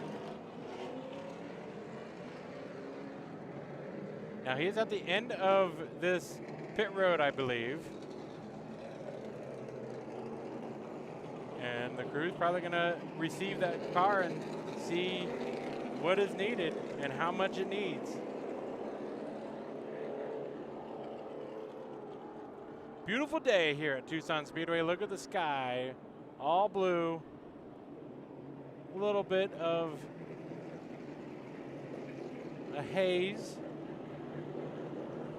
But a bright and sunny day here in Tucson, Arizona.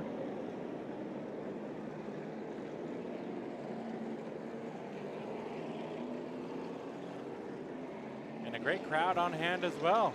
Enjoying some Sunday afternoon racing. Yep.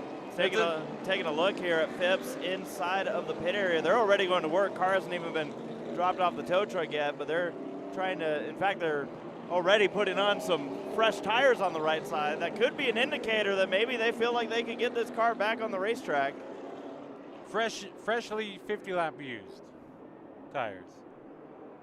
Unless our camera's catching them in a bit of funny business. Well, if it makes anyone feel better, there is an official there. He didn't have to do all that just to get an advantage. He didn't have to bring out the yellow and scrape his car on the ground. You see Phipps there inside. He's getting strapped back in, Tommy. Looks like the crew's going to work. They're trying to get that tow truck out of the way so they can get this car back on track before we go back to racing. Now, the lights are still on. But they are putting the pins back in. I don't think Phipps is done yet. And this could be the lucky break he needs. Still got to wonder, why did that tire go down in the first place? And maybe something related to the 9 of Norman, because they're the same area that they were looking at. And there you see it. Ryan Phipps is driving off, and it's just going to be in the nick of time as we are 2 laps away from restarting this race. There's some Stormin shirts. One of the local favorites here, storming around Norman. Look at that field. Here comes Phipps. Good work in the pits there, Arthur. Good work up top, Corey, in turn number 1. And great work by the Phipps team for bringing the 5 back alive. Now, we don't know how good that car is going to be after the wall contact, but certainly the hope. You're on track, you didn't lose a lap, and guess what? We still have 150 laps to go. Try it again.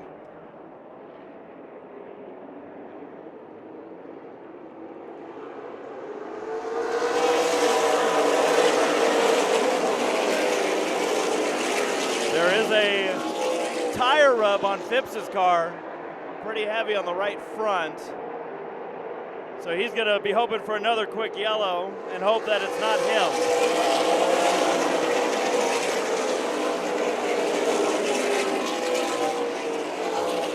Look at all these super late models battle here for 4th, 3 wide.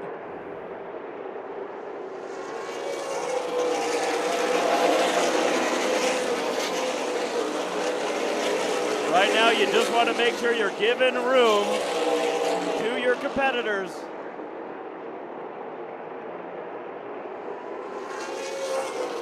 Some are going to be trying to work their way through the field. Others are going to be going for it, maybe for that back of off pace. Phipps back in trouble. Yep, the 5 of Phipps. So this is a tire rub he's got, and this is from the damage of hitting the wall. They didn't have time to pull out that fender.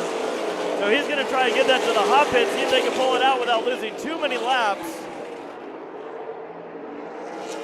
Here's your leader coming out of turn number 4, Kyle Ray, and a huge gap from 1st to 2nd.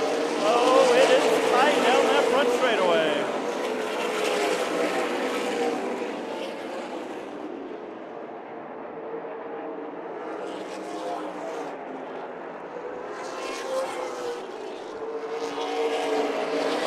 Gotta love that 3 and 4 wide action they get here at Tucson Speedway.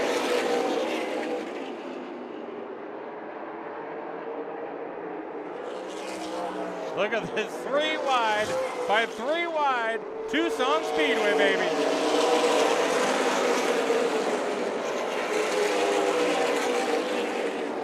Giving you an update from the pits. The 5 team is pulling out the right front fender. They're trying to clear that area from the tire, get that car back on track. They are going to work, cutting away some of the material.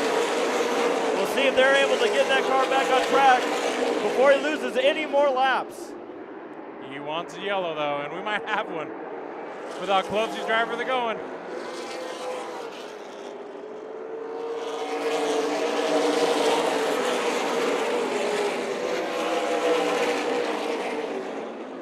Jeffrey, right now, look at this field. From 2nd place on back, it is a cluster, and everybody is doing this for a reason. Why? Look where your leader is. He's on his own island, and everybody is waiting to see that 58 get larger in the mirror later on in the race. They are all expecting the 58 of Kyle Ray to be nothing but burnt toast at the end of this one.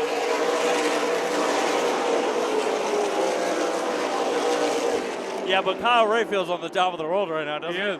And he's on the strategy of, hey, I've got my lap time, I've got my number that I want to click off consistently, and if I can, I want to lap everybody I possibly could.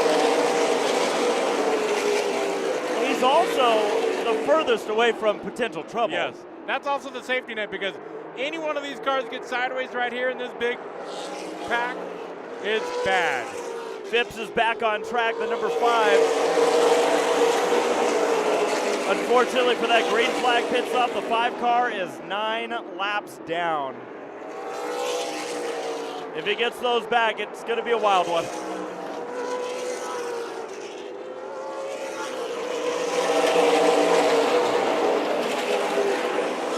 And this is the part of the race, Jeffrey, where everybody's waiting, including us. We're all playing the waiting game. Fortunate for Phipps, they still have that tire up.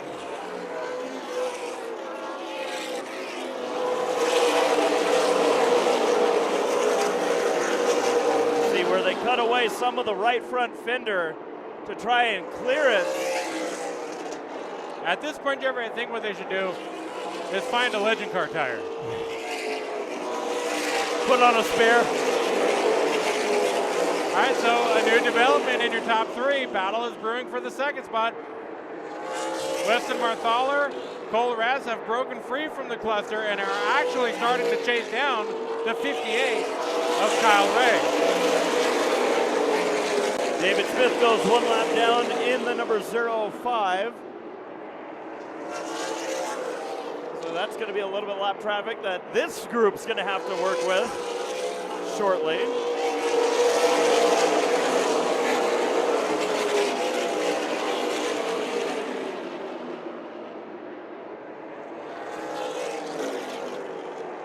Phipps is going to slow it down and bring it back behind the wall.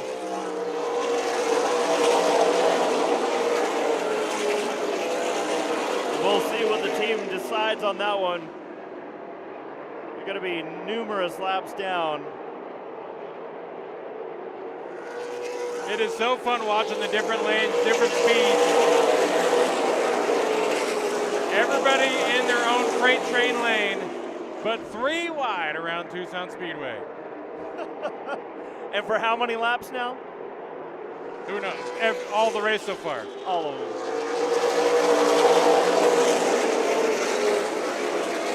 But as we discussed, as they're going to be 4 wide down the back straightaway, getting by the David Smith machine, driver from British Columbia. Oh, careful.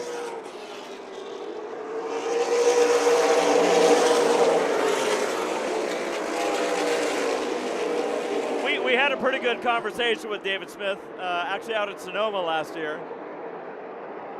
And he was just like, yeah, basically some people say I should stop, but I won't. And we told him, yeah, don't stop. Never too old to race. Here's Kyle Ray. His lead is growing again. And I don't think it's his lap time changing. I just think that Marthaler and Raz tried something and then just waited it out. So Kyle Ray looking sharp here. Got a little tied off of turn 2 between the 26 of Jones and Rupinski in the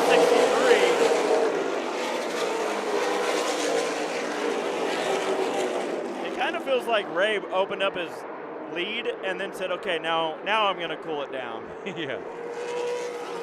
He hasn't really been pulling any further away.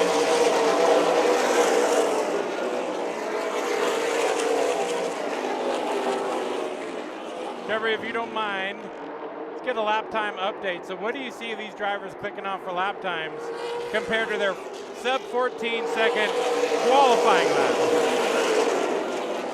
Well, Tommy, as you pointed out, the pull speed was in the 14-second range. They're putting down laps that are almost in the 17 seconds right now. Yep. So,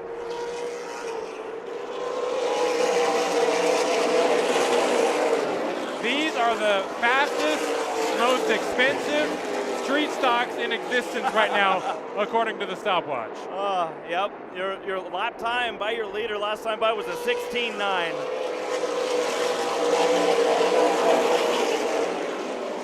And Ray sliding back as Marthaler, Raz, and now Klein starting to shorten up the gap.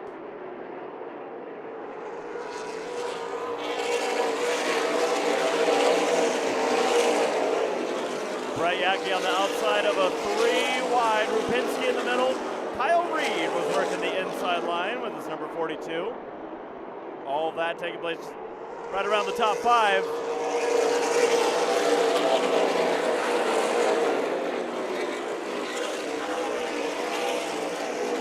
And we're starting to break out from those 3 wides and get to be double and single file. We had a moment just now. Jeffrey Arthur, our pit camera, confirming that Phipps is pretty much done for the day. Thank you to Arthur for that update.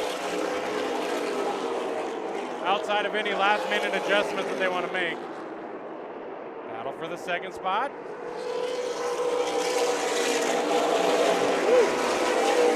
Carlson came across that nose of Reed. Jeffrey, here's the other part of the race now. We've gone about however many laps 3 wide, and then we're starting to single file for more than one reason. when you're running a pack like that, you have to worry about your temperature.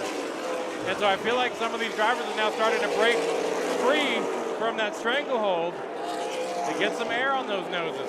And in some cases, the pace is beginning to pick up just a little bit.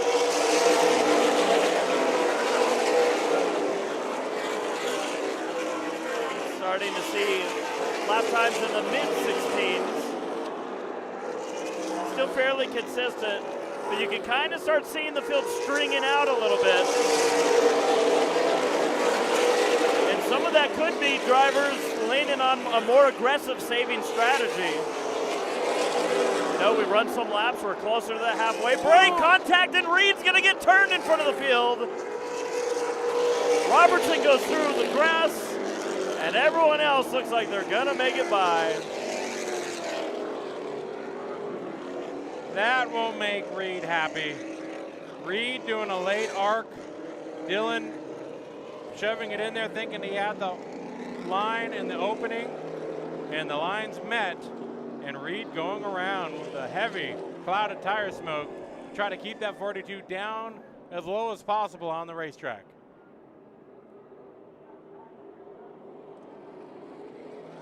Second slowing of the race here. Wow, we get a replay ready. Jovan Dillon in the number 11 has pulled his car into the pits. Gonna check that front end, yeah, make sure the right front isn't gonna cause any issues. Yeah, they're kind of pulling on it. And we're gonna take a look at what happened here. We're just past halfway to the halfway.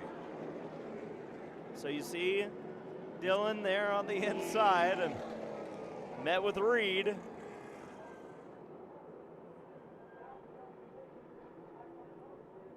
Watching that shot from Corey, who got this one over from turn one. And you can kind of see the speed difference. Reed going late into the entry. He had the opening. Jovan at that point thought that he had an opportunity to go to the inside of the 42, but checked up a little too late and got into the back of the 42. But you know who didn't have to worry about that happening? Ray. Kyle Ray, when you're out and minding your own business, you got nothing to worry about but lap traffic. So pit action underway here at Tucson Speedway. That's a 69 in the pits.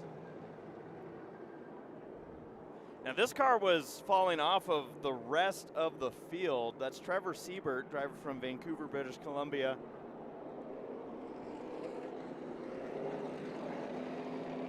So they might be feeling like this car needs some adjusting to be able to keep up with the pace of the field that we saw. Driver going to get some water.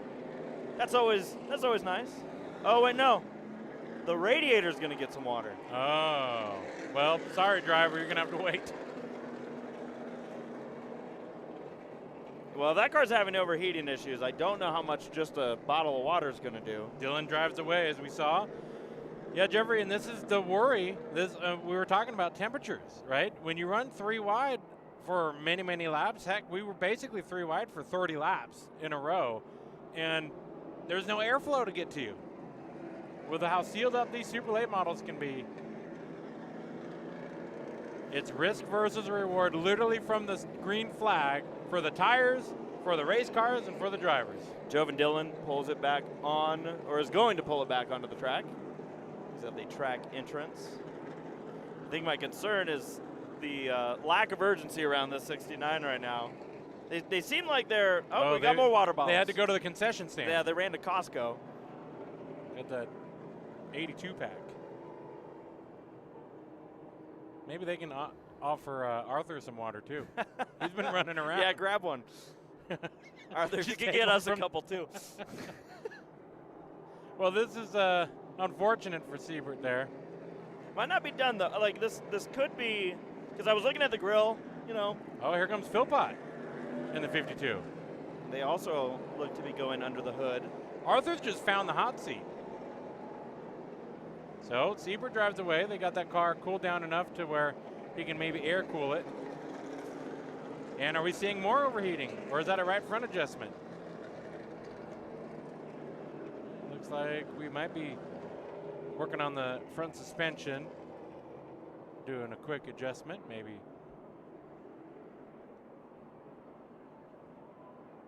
hood pin's going back on the car as we are at the 114 laps to go mark, so 36 laps into this race. You gotta figure that if you're coming in for an adjustment, Jeffrey, and you're running almost 5 seconds off the fast lap time, your car must really be screwed up. Because it should be driving amazingly right now. It should be driving like a dang rental car. I do wonder if some of these drivers try to at least get a few of those at-speed laps in there where they kind of mix it in and say, oh, let's see how the car is handling, because effectively, if everyone's going to drive like this, it kind of serves as, hey, we've kind of got some practice laps to still sort out any last-minute adjustments. Because once we hit that halfway point, if you're still coming in at that point, you're just in trouble. Right. But again, track position is a thing.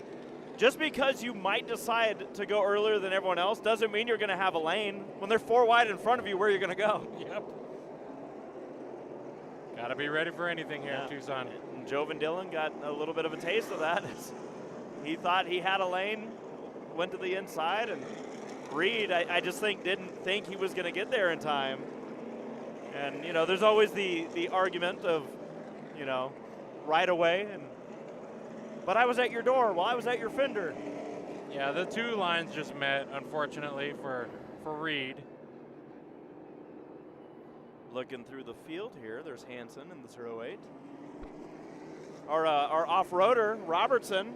Yeah, he missed a gear at the start, and it could have been really ugly. Trying to see if that grill's got a bunch of grass on it. Looks to be okay. Might have some, but maybe not necessarily anything that, yeah, man, I guess we'll find out in a race that we are talking about potential overheating issues. We saw Bruce the Moose earlier today. He was all confident and happy. He said, just wait for me till the end. That's when I'll show up.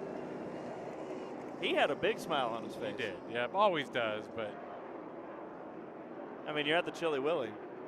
Yeah, it must be a lot cooler in Colorado, that's for sure. Showing the field as we are one to go from the flag stand. Funny you say that. You know, we soon to be on low budget TV. We've got the Enduro for the Colorado National, and it took them, what was it, 3 different weekends to try because it kept snowing? Snowing, and then one time it was sunny, but it was iced over the racetrack. Yeah, that's the battle of the fenders. It was a battle of the weather. Yeah, they were fighting it. We don't really have snow problems in Southern California. No, or Tucson for that matter. Yeah.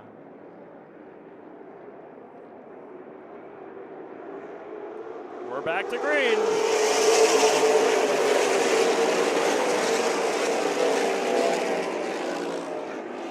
All right, is it Cole Raz trying to? Oh, Mayhew almost got squeezed by Rupinski. Keeping it off the wall. Yeah, they got it away with it. Oh, Mayhew tags the wall, I believe, or comes close to it again on the outside of Rowdy. See on the right side of the 17 is scuffed up. You see the nose damage. Mayhew keeping it off the wall, but made contact with the left side headlight. Oh, some contact between Ken Bonney and Rudy Vanderwald further back in the pack. And right in that group is also Johnny Bordeman the third. And Johnny is eventually going to lose his door in this race. You'll eventually see what I mean. I'm just seeing Mayhew watching him try to get back to the middle.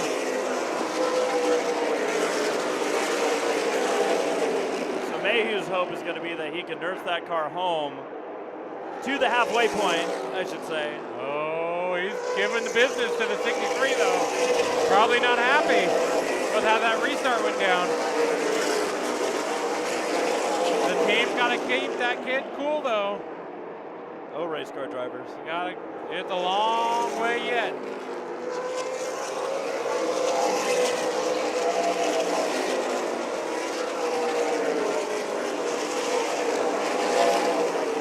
Looks like that has settled down a little bit. Now you're talking about Borneman in the 99. I was. Let's take a look at the passenger door of the number 99.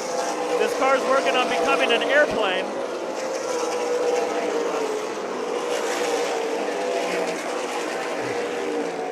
It's just at the beginning stages. I feel like the pace has picked up, Jeffrey. We got lap traffic.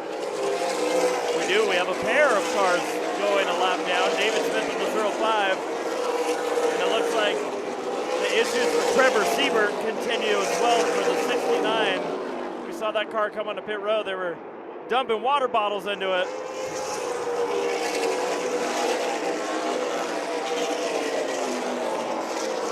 We talked about the pace, though. Let's look at the lap times for your leaders. We are running the low 16s right now. Getting faster. So we're running about 0.8 faster than we saw in the previous run.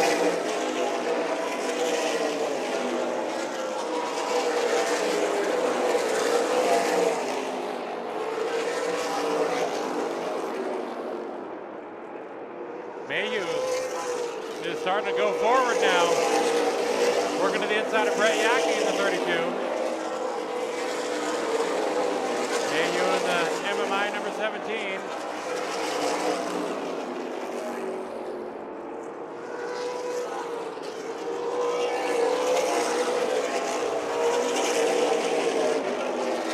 The other sign that the pace is picking up is we're already looking at some new cars to potentially get lapped here in the next couple of laps, and that's not something we were seeing when this race started.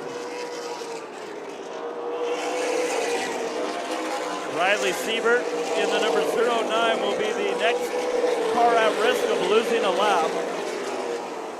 Three-wide battle into turn number 3 now, and that's all for the third spot. Casey Klein on the inside, Carlson on the outside. They're going by the 09 right there of Riley Siebert pulling that car into the pits. So both Sieberts now seem to be having some kind of mechanical woes.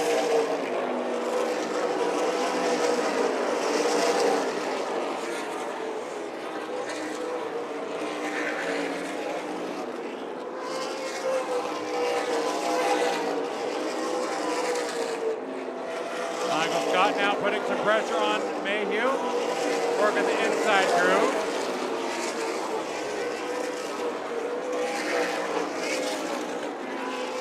And we got a package going into turn number 3 now that I'll show you. A lot of Super Late models in one tight area. And for Riley Siebert, it looks like that car may be done for the day. Drove it all the way to the trailer.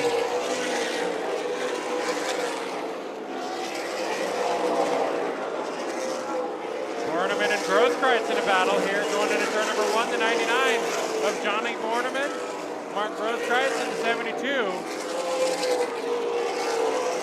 We got a little smoke starting to come out of the 81 of Daryl Midgley. Gonna keep an eye on that.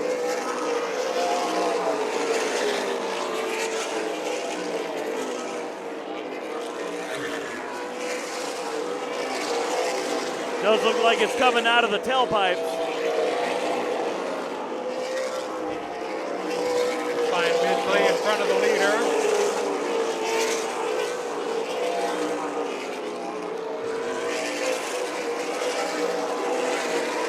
So Dave Garber goes one lap down. Midgley going a lap down here. That's the car. If you watch this, you'll see some smoke right there, and then also on entry of turn number 1. See it right about here.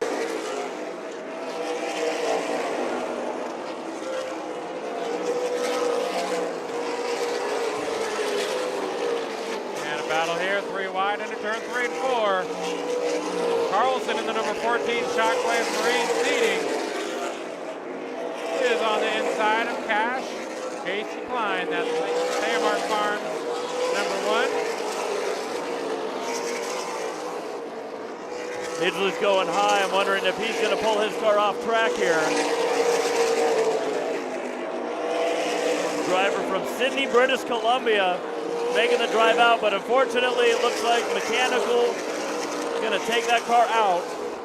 It is getting pretty tight here in turn number 4.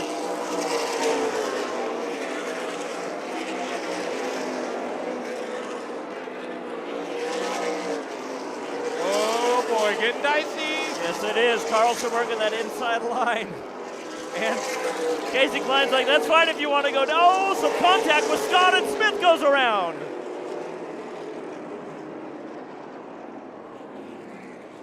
I figured something was going to break out in that pack. And I don't think Smith really is to blame. Sometimes you're the bug. And sometimes you're the windshield. And sometimes you're the driver that doesn't have a windshield that got hit in the face by a bug. I think he turned around in front of Michael Scott and said, "What's up?" I didn't appreciate that. But Michael Scott, he's just trying to keep pace and position. The 05 might not have given all the room, but the 05 has been there every lap of this race. It's just another lines meeting coming down the exit of these corners. I was more thinking that Klein and Carlson were going to bring out that caution. They were holding each other down. Yeah, it was getting dicey. We're looking at Midgley in the pit area right now, the number 81. That car had smoke that was coming out of the exhaust.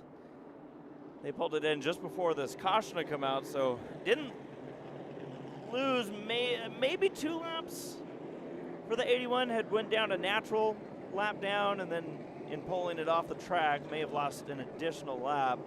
They're checking the grill, seeing if it's clear, but Tommy, that makes me think that this car might also be suffering from those overheating issues we've been talking about. Yeah.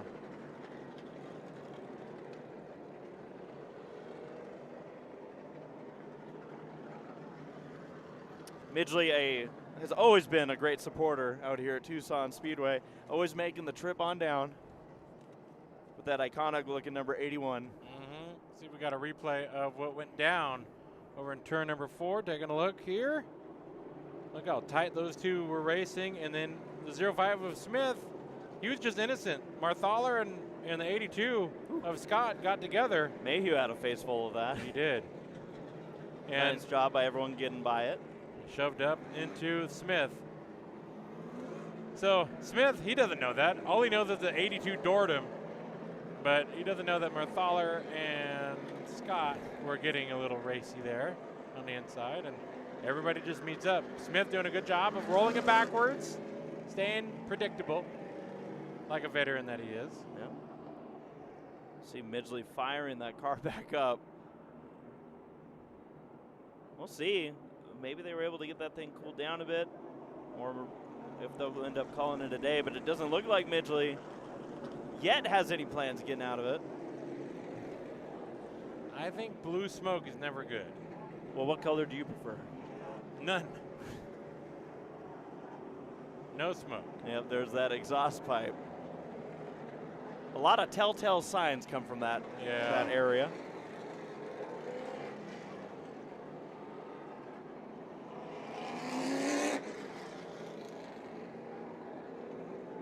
Again, shout out to Arthur giving these shots there in pit lane. I got to give a shout out to Corey over there in turn number 1 up on that lift. He's pretty much gotten every replay so far of the day. So he's catching, he's playing, he must be playing Pokemon a lot lately because he's caught them all. Pokemon. Do you have a favorite? Is it Pokemon or Pokemon? Pokemon. Okay, that's what I thought. I don't know if it was my California accent coming through. Yeah. Who is your favorite Pokemon? If you can't remember the name, describe what it looks like. I know you're big on the Pokemons. I like the one that's a snail. A snail, okay. And it had a number on it, and it raced in the Indy 500. Turbo is your favorite Pokemon? Uh-huh. I feel bad that I knew the name of the snail you're talking about. You feel bad that you know the movie, or are you saying that it wasn't that good? I don't know if it's the best movie that we've gotten out of the racing world. Gotcha. Why is Rupensky stopping on the racetrack, Tom? I think he just wants to look at the mountains because he's right here. Fair. Rowdy, what are you doing? You can't park there. That's not good. He was just kind of keeping clean and quiet.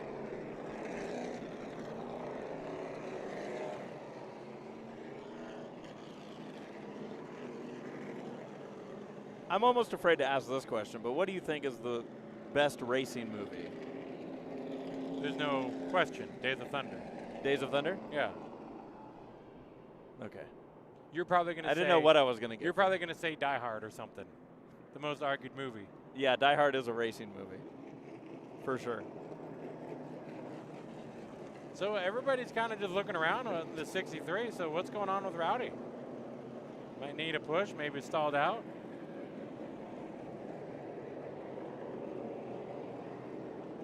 Rowdy's been in every battle here today, but in 10 different spots because of all the savings going on. Now the good news for Rowdy is we're not counting these caution laps, so you're not losing time by sitting here. Gonna get the Hoosier push. Devin Hayes watching from Mayberry. Chilling up on the recliner here on FloRacing. Happy birthday to Chase Bergeson. Turning 21 is the info that we had heard through the pit area. Well, Arthur, we got another one coming at you. And this one is a contender. Or was. Well, the 63 was running in 13th. So just outside the top 10. You know, actually, Arthur, I lied to you. Just having a stall right now. The problem is that car's going to be coming in. If it hasn't fired by now, I'm going to be surprised if it does. Wait, no, maybe. What do you think we're looking at here? Could be fuel related, could be electrical. It would have to be electrical because there's no way these cars. We have a break at 75 because of fuel. Yeah, but I'm not saying because it's out of gas. That it could be a fuel pickup issue. Yeah. Or it's out of gas. Could be that too. Maybe they're trying to push it a little too close. Saving fuel. Yeah, this is. Isn't that the thing in every racing broadcast? All the crew chiefs are like, "Yeah, we don't know if we're going to make it." Mm-hmm. Right now we're 12. Well, we're 100 laps short, and then they do 15,000 burnouts. Rowdy found the right switch, but it only lasted for a little bit. So that must be fuel related. See? Look at you. It's like you've seen this a time or two. It's totally going to be electrical. You know, Kinbani decided to stop, but there's an official with that number 3 over there. It almost looks like they're, I don't know, they're looking at something with Kinbani's car. I'll get to that here in a second. I'm going to have, I think Corey's getting that shot for us. You can hang with Rupinski. I knew I was going to lose him here. Trevor, do you want to make a run? Or do you want me to make a run? A run? To our turn 3 camera.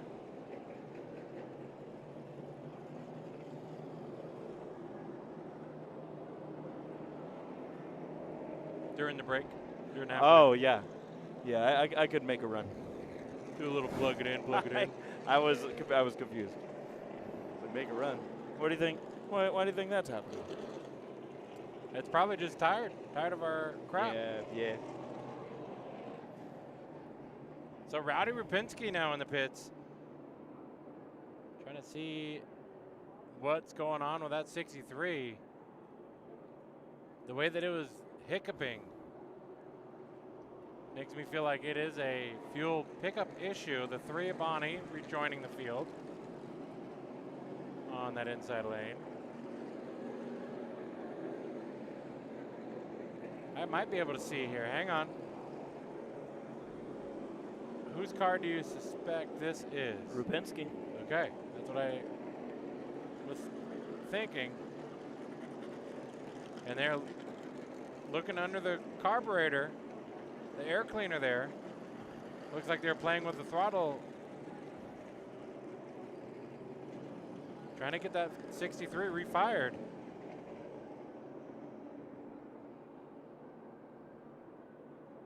And just during the yellow flag, the straw stopped working. There's our shot from Arthur. So you wonder if it's better that this happened under the caution versus the green, or if it happened because there was a caution and he was traveling around at slow speeds.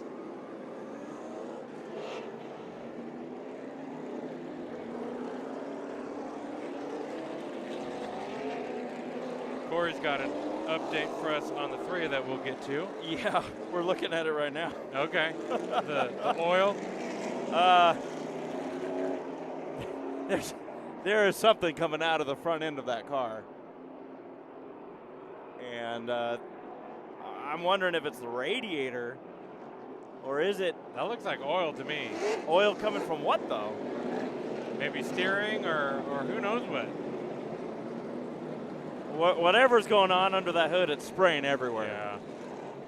So if you're Zane McKissick or anybody else behind, you're not happy with who you're following. Maybe that's just the paint job. Trying something different. Yeah. Trying to get it through the laser scanner. Yeah, I don't think that one's a fuel problem. I'll tell you that. No. All right, well, we're getting ready for the restart. 89 laps to go. We are 14 laps away from, about 14 laps away from the halfway break, and we are green.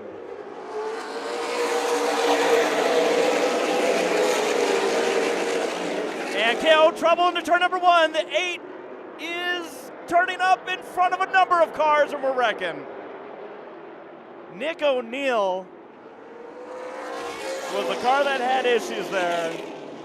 After some contact into turn number 1, tried to save it. Heavy damage to the 42 of Reed and the 9 of Norman. And Grosskreitz right in the middle of that as well. 63 of Rowdy Rapinski out of this race. And we might have just added to that list with this one. Reed piled it in there. And now we're seeing the telltale signs that there's going to be some other issues. You're looking at the shot over from turn number 1 of the pileup. Ron Norman. This will bring out the red. Heavy damage there to the 8. And the question's going to be if they decide at some point if this would be the break. If this will be the break. I feel like we might still be too far from it. But it, you know, they probably have a range in which they want to hit that break, and we might still be out of that. Doing the checkup on the drivers. Window net is down on Kyle Reed, the number 42. And I feel like Reed's one of those drivers we always talk about having to keep an eye on these weekends here at Tucson. Yep, I feel like he was just save until he needed to get going. But then what do we say? If you're going to save it, you're going to run in the back. That is a risk that happens. And it looked like O'Neill just got out of shape, and it turned into a pileup. So let's see if we got a replay, but we're under the red flag here. How about this, Jeffrey? Let's step aside. Get a replay on the other side of this break as we are red flag here from Tucson Speedway in Tucson, Arizona for the Chili Willy 150.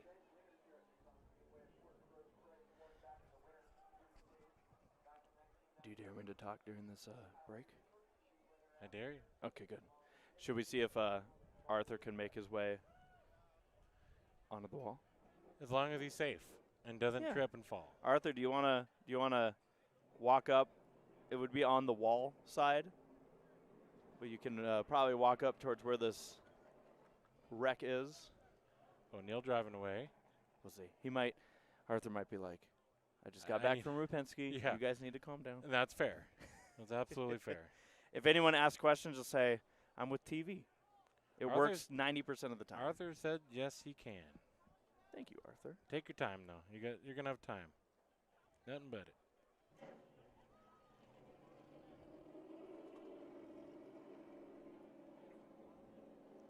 What is this break? 90? 100? 230. 230? Mm-hmm. What a strange number. 230. Did you know that 230 is not really just 230s? Oh. Wait, are there now you got me even more confused. It's 630s if you count them in seconds. Okay. But wait.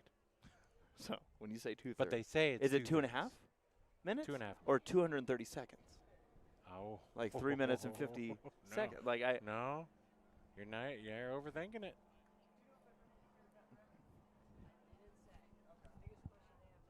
I still look like a smoky unit. We're 1 minute from back. So yeah, Arthur, you hang in there. We'll we're gonna come back and have that shot, and then Sarah will come back with you with some replays after we take a look from Arthur's vantage point. All the people watching the replay later, the VOD, are going to be like, listen to these behind-the-scenes broadcasting notes. And that's the treat you get when you are late. You should have been watching live. But you said it's a treat. Yeah, but it's really, you missed out on live. It's like when you would get punished as a kid, sent to your room, but you had video games in your room. And you're like, cable. all right. See, my parents figured out how to get around that, and they were like, well, then we're just not going to have that in your room. Yeah. And I was like, dang it. They figured me out at the age of 33. Welcome back, Tucson Speedway, Tucson, Arizona, as red flag out for heavy damage to a multiple number of these super late models, including what you see right here in front of you, as Grosskreutz, Reed, Norman, all piled up. O'Neill was in this, drove away into the hot pit, and here you see what's left of a 4-car crash over in turns number 1 and 2. We'll see if we got a replay ready, as Grosskreutz and the others are needing to sweep up and clean up here at Tucson. It got really busy into turn number 1 amongst a couple of cars. And one of the cars that was kind of right in the middle of this was actually the 3 of Ken Bonney. Looked like there was some contact. And you'll see right here on entry.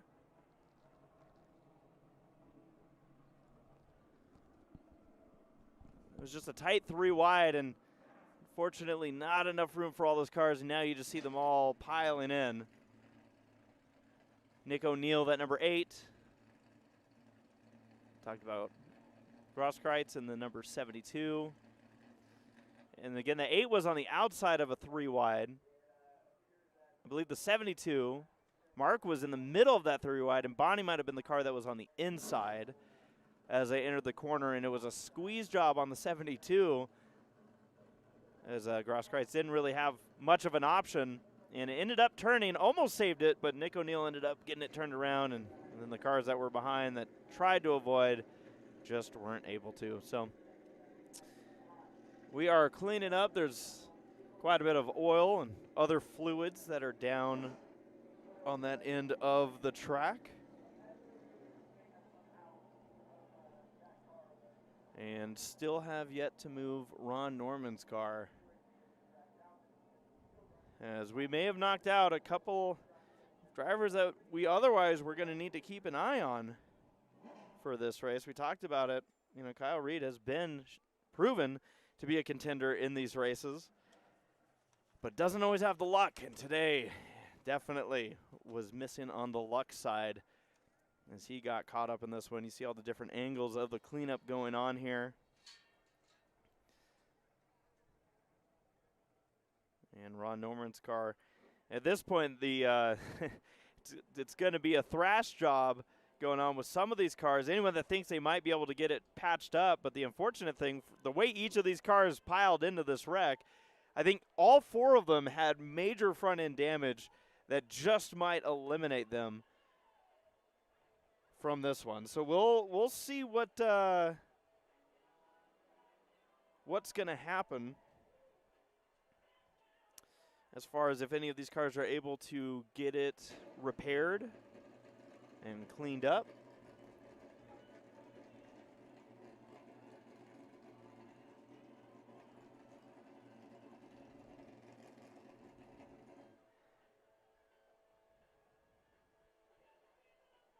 Got 89 laps to go here at the 2026 edition of the Chili Willy 150. Go ahead and give you a rundown of our running order. As it's been Kyle Ray who has been in control of this one. And Ray seems to be the one driver who's been willing to push it harder than anybody else on pace. And the question always when it comes to tire saving here at Tucson is that going to be what's going to pay off at the end of the race? So the 58 Another reminder, Kyle Ray, again, did not partake in the qualifying race last night. He didn't have to. By the rules, he was among the top 2 qualifiers, and that means his spot on the front row was locked in. So he did not need to start that race, and he chose not to. And the question that we were asking is that going to end up paying off for the number 58? Just behind him, the number 76 of Cole Raz. He did opt to run his qualifying race, and it did pay off. He was able to get the victory in that one. That number 76 that we've seen. And Cole Raz looking to see if he can do it again here at the Chili Willy. Cash. I'm taking a look here. I'm taking a look at our running order to kind of verify what I've got via our, let's see here. I think scoring went a little bit crazy. So we're just going to call it like we see it in front of us. But that is Klein, Casey Klein, in the number 1 from Quincy, Washington. Klein also partaking, doing double duty this weekend, ran the Pro Late Model race yesterday. And that number 1 is probably going to be another one of those drivers to keep an eye on as we continue on through this race. Now, all the cars have been removed from the wreck area, but cleanup continues as they are still taking care of a lot of the speedy dry that is over in that area. 5th place, make it 4th place right now, Carlson, Brandon Carlson, the number 14 from Victoria, British Columbia. Another driver we often see racing out here at Tucson Speedway, likes to partake in these big events out here. We always enjoy seeing Carlson. And then we get to our top 5, the 100 of Weston Barthaler, Glenwood, Minnesota driver, who we've talked about this quite a bit, but this is a driver that we think is one that you're going to probably, we feel like at some point the dominoes are going to align.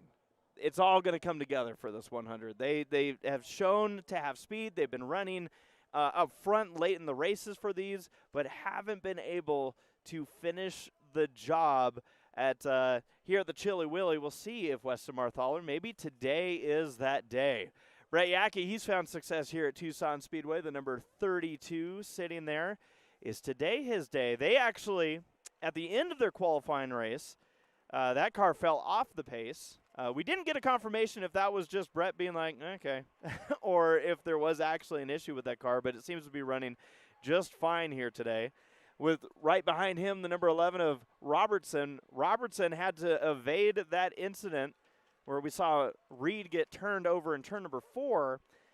He had to go through the dirt, through the grass. Lucky for him, doesn't seem like they've had any overheating issues as we fire up the jet dryer to blow off some of the speedy dry that is sitting over in the corner. You got Michael Scott in the number 82. Tommy talked a bit about him, driver from Cheyenne, Wyoming. Scott, we've seen be a really big contender at the races out here. We weren't sure if we were seeing the speed that was maybe going to necessitate or at least the speed necessary, I should say, for him to get the win here today. But we don't know if he's been showing us everything he's got, and we're probably not going to know what a lot of these drivers have until at least after the halfway break and probably a lot closer to the finish. That's the fun of racing here at Tucson Speedway with this tire conservation.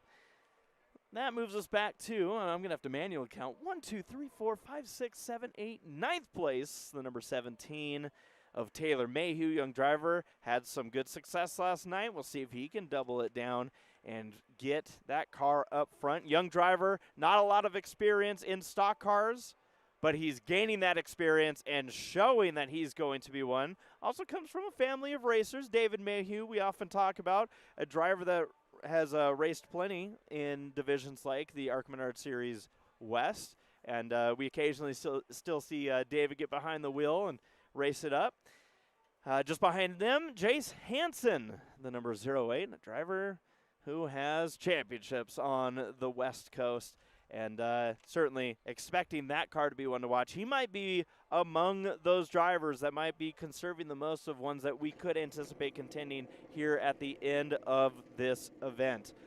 Still got 150 lap total main, 89 of those laps still yet to be run. As we continue down the line of cars that are here, Tyler Emond in the number 18. Just behind him, the number 9 of Ethan Ebert. That car started at the tail of the field. After you can see on the door, had to repair that car from a practice crash yesterday where 2 cars came together. And the team went to work and was able to get that car back on track. Cody Vanderwall in the number 43. The 24 of Nathan Gasser, Bruce Yackey. The Moose hanging out there around the 15th position. Dylan Jones. Joven Dylan. Dylan already knows he's going to need a push. He's got the push car behind him.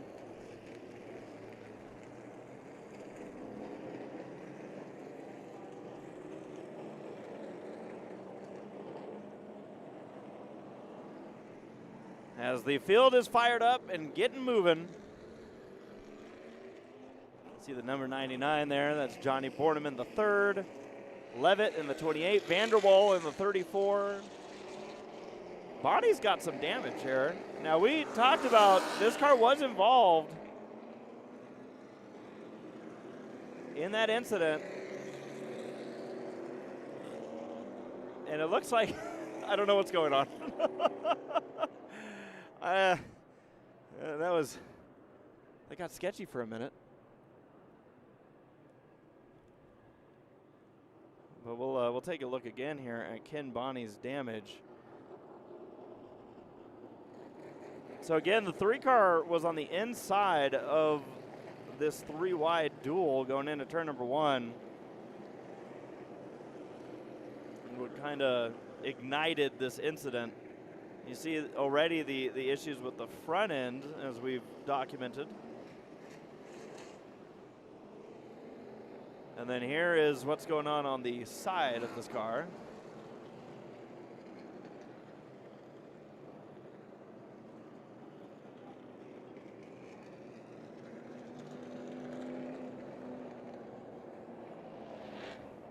So Bonnie going to pull his car into the pits. We are going to re-rack them and get ready for about a 15-lap run to the halfway break.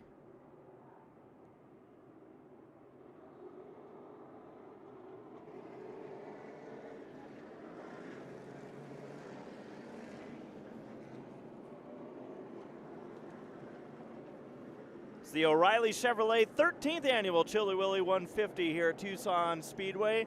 3 days of racing action that has led us to Sunday. And maybe more importantly, Tommy's fisherman hat. What'd you say? I'm back. How was your journey? It was journey. I'll have to go back again. You needed a battery, huh?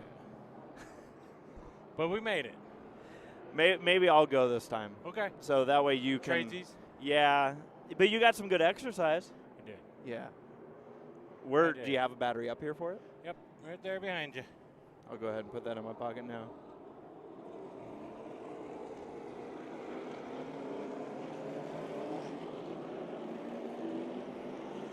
Ken Bonney returns in the 3K.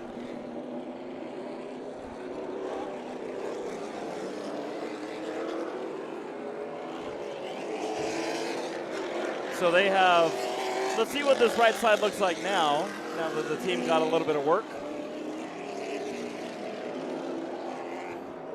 A little bit more right side damage now. It looks better than it did. You went for a walk, but there were some extra bits that were hanging out from underneath the side of that car. Lights are off, and we are getting ready for the restart, Tommy. So how hard do you push now? You don't. I think with so many laps left before the break, I think you just ride it out. Maybe put yourself in position if you're in the top row, but here we go. We'll find out.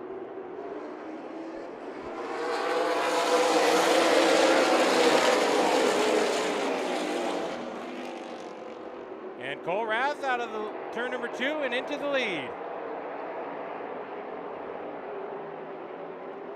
He wants lane choice.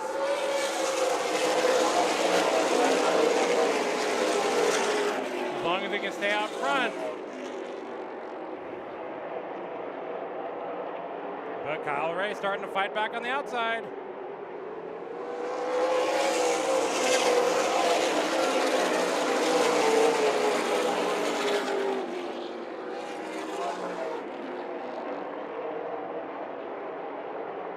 It's a Tucson battle.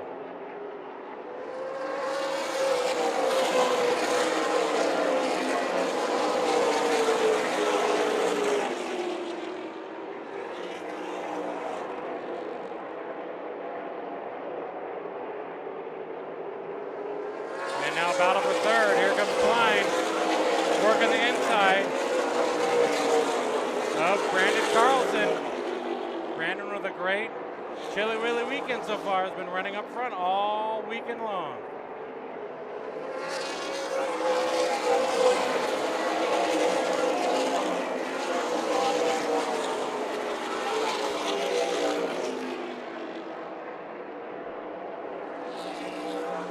Thaler in the 100 closing in on this battle.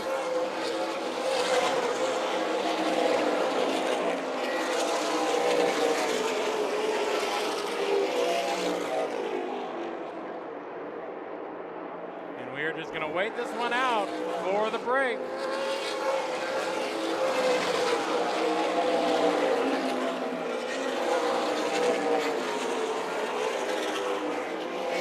Three wide down the back straightaway. Ebert down low in the 9, 08 of Hansen in the middle. And Brett Yackey making a move on the outside. And it looks like Klein gets into the side of the 14 of Carlson. So Corey spotted a little bit of debris over in turn number 4. It's down low, and it might just be rubber or tape.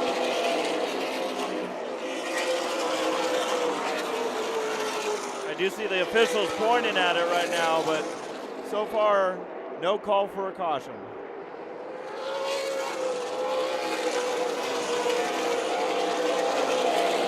Ebert and Hansen now side by side. The 9 and the 08 with Dylan Jones in the mix in that 26 car.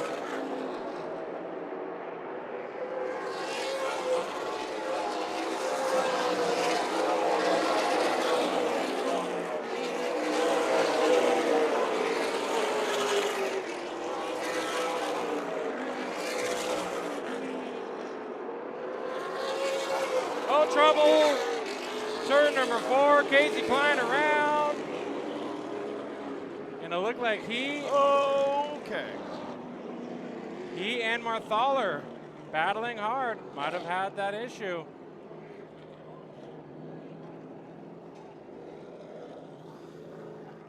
I think that's going to get us to our halfway break. Just a guess. Just about the right time. Klein was running up there in the top 5. Just documenting. And this will be our halfway break. Or at least our halfway-ish caution. So the field will make their way off the track here. In a lap or two, the crews are making their way to their pit areas. And they'll be allowed 2 new Hoosier Racing tires.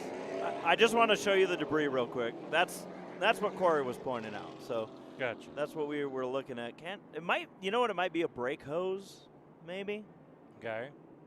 Part of something like that. It's hard for me to see because it's behind the fence. Yeah. See what I mean? I see the fence. Yeah. Yes. It might be a shoe. Could be a shoe. So the crews are making their way to the pits. The drivers will. Here's a replay.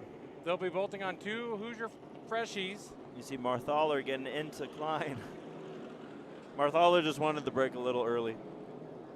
And then they'll also get fuel and adjustments. Now I'll be curious what the call is here, since there was the contact between Marthaler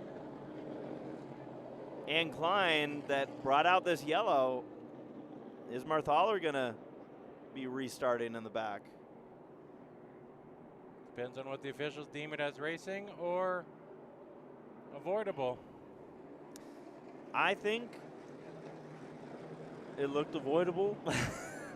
You can see all the. But I'm not an official, so any Marthaler fans, don't worry. I got no pull. See the markings rubbed off on that left rear tire for Klein in the one. Now for you Casey Klein fans, you're like, oh, I hope you got pull. Favorite Farms, number 1. Just some hard racing there. Certainly doubt it was intentional, but I don't see why you'd want to take out a competitor before the halfway. To make your day longer. I mean, I can certainly see why. There's definitely reason you would want to do it. All right, Jeffrey, so I'm going to have you head I'm down. going to go for a walk. The gates are open. Yeah. We're going to have some, here's what we're going to do. I'll have D-Lo get ready for a commercial break. We're going to take the break now, and when we're back, we'll have pit coverage, thanks to Arthur and possibly Corey, if he can see anything. And the problem is he's kind of tucked away in the billboards. But we'll be back after this break, and then we'll have pit stops here from Tucson.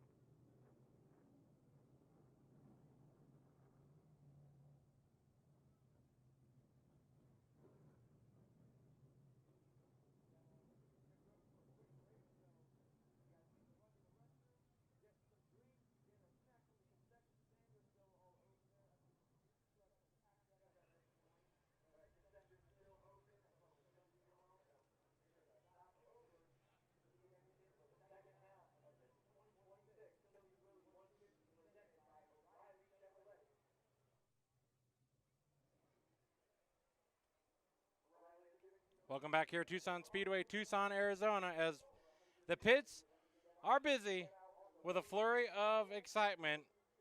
Tire changes, fuel adjustments. These drivers are all busy in the pits right now. And we'll see what we can see here. If there's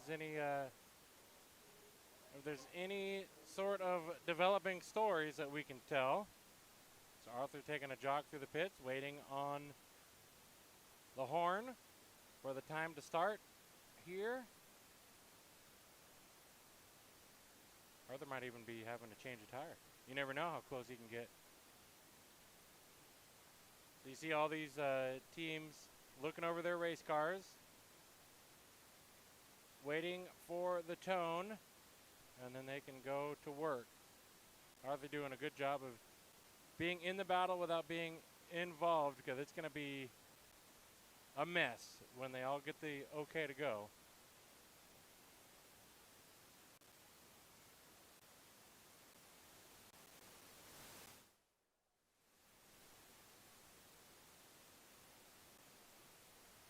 Waiting it out, waiting to see. Someone going into the ice chest. And we are jacking up cars, changing tires, pulling fenders. You see the Shockwave Marine Suspension 14, Brandon Carlson. Weston Marthaler's team working on the right side nose damage from that contact just now with Casey Klein. Eamon there in the background, the number 18. And you're going to see these fuel fill-ups, water going around. There's Weston getting a big chug of water there. in the number 100. Some potty breaks for these drivers. Here's Cole Raz in the number 76 Cyclone Next Gen Travel Centers Port City race car. Jovan Dillon there to the left of him in the Dillon Toyota Lift 11. Had a bit of a few moments here early on in the race. So Arthur going to walk us down pit road here. As you can see them thrashing, working hard. They have time, but not too much time. Cody Vanderwall in the 43. 82 of Michael Scott in the Scott Express ride. There's Taylor Mayhew in the 17.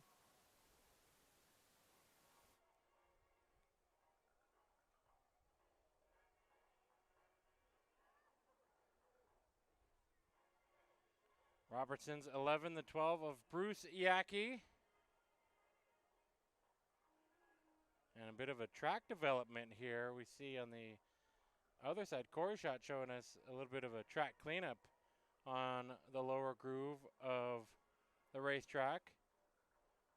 Looks like a bit of a chunk coming loose there on the low side. So they're going to patch that up. I guess a good time to have a break so they can work on that track there.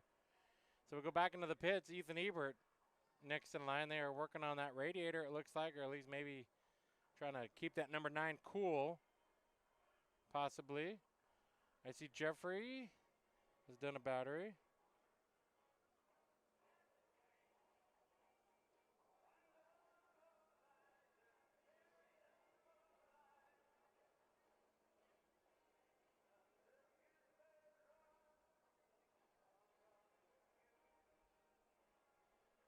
So a lot of work going on in the pits. Ken Bonney there, right side damage for that number 3. And they're going to take a look under the hood to see what all that oil is coming from.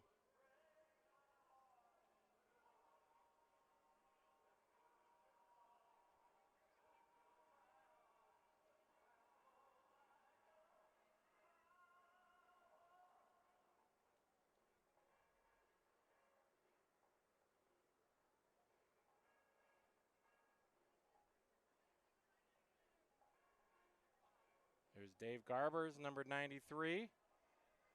Working on the left sides there. And Klein in the number 1. Trevor Christiani Motorsports, or Racing, I should say. From that contact there. And it looks like they might have just rotated the tires there to the left front. Pulling out the fenders.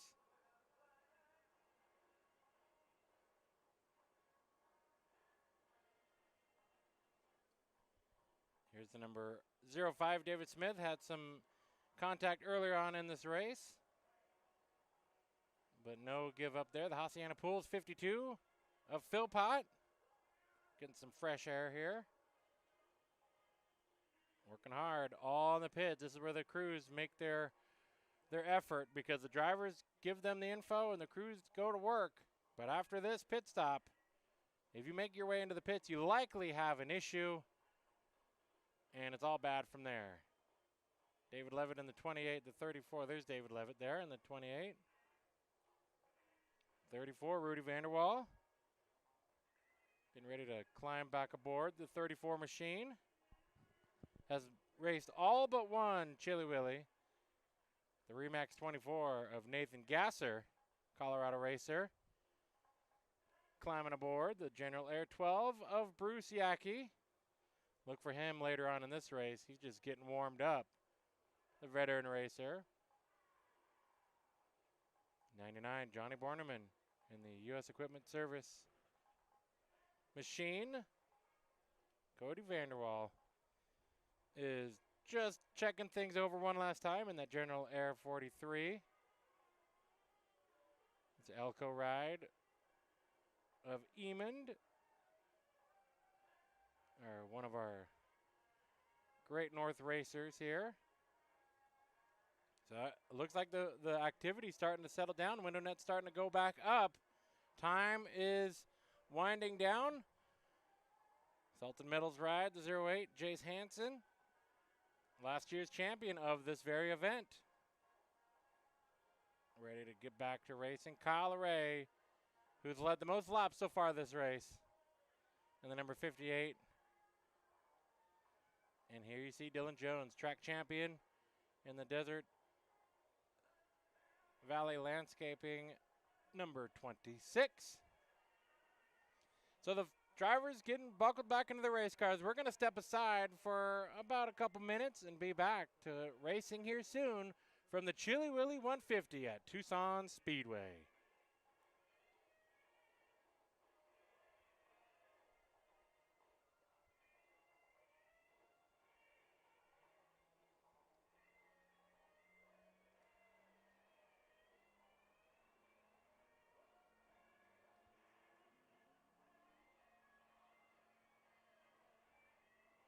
Good work, Arthur. Take a break. Nicely done.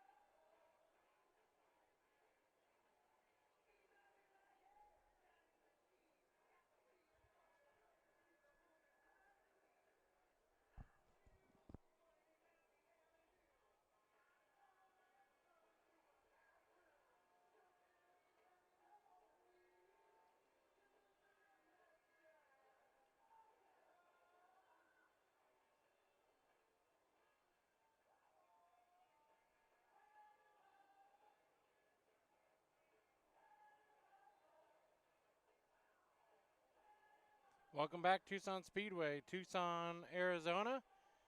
Under an extended break, we have track repairs being done over in the corner. That's how wild this race has been so far. They've been using every lane of this racetrack and seemingly has pulled up a section of the track in turn number 2. So they're tidying that up. Looks like they're going to patch that pothole. And we'll get back to racing here in a little bit. So we saw that all the pit action had been done in a flash. The time limit is still the time limit, meaning that these cars are now impounded in the pits under the watchful eye of the officials, making sure nobody's doing any adjustments outside of just tire pressure, and that's it. So they can't get too detailed on these cars as the work area time has expired. And we're just cleaning up this track, making sure it's in tip-top shape for the second half of our Chili Willy 150. We've seen it be the Kyle Ray show in his super late model, but creeping up into that picture, not a surprise, is Cole Raz in the number 76. Jace Hansen, he's been doing a bit of a strategy through the field. Just kind of been bouncing around from 5th to 10th to 15th in that respective area, just not pushing the 08 too hard. Brandon Carlson continuing his good momentum weekend in the number 14 as that Shockwave Marine Seating race car is just solidly climbing up through the field, up into the 3rd spot. So we've also had the clean stuff around the front. We've also had some dramas with contact, a 4-car crash over in turn number 2, and trying to keep this race rolling without too many incidents. A couple of red flags in this race. This one technically included. So as we break here at our halfway break, we also patch up this racetrack. It looks like we are getting pretty close. I don't see a lot of attention being done to that patchwork. You see the mountains off in the distance behind the billboards. Straight across to turn number 3 as the sun is slowly making its way down here at Tucson Speedway. Arthur down there in turn number 2 getting us a shot of the patch. They're just watching it, making sure that it doesn't want to get up and walk away from that gap. Just a foot-sized hole that seemingly has developed. Looks like it got the blower there on that quickcrete. You never know when you need it. Always good to have it at a racetrack. Thank you, Arthur. Thank you, Corey. And this is what we see on the faraway side. So we're just waiting for this patch to dry up. It looks like they got the blower on it to dry. And Jeff Quinn chiming in, just sent me a text message, and he's absolutely right. Pretty incredible how many cars are on the lead lap. And that's a lot to do with the way that these cautions have fallen. As soon as the leaders start to get strung out and start chasing down cars, the next yellow will wave. But I think to his point, too, you can see how tightly packed the field is typically in these races, to where it's almost like a school of fish. You want to stay together, and then once the leader makes its way around under a long green flag run, you just start chucking those cars behind you to give yourself a gap here in this Chili Willy O'Reilly Chevrolet 150. So we're going to step aside, let this patch dry up a little bit longer, and hopefully get back to more super late model racing here from Tucson Speedway in Tucson, AZ.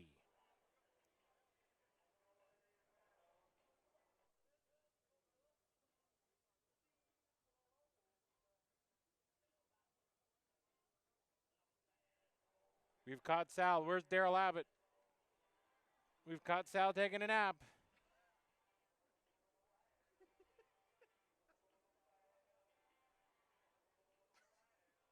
That's good. Where's Destined for Destruction Daryl Abbott right now? Kevin Peters texting us, by the way.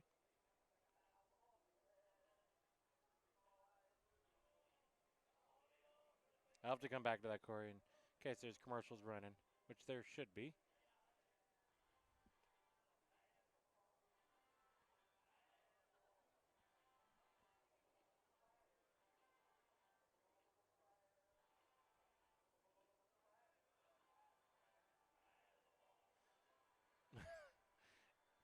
That was good, D'Lo. Soaking up the sun. We need that.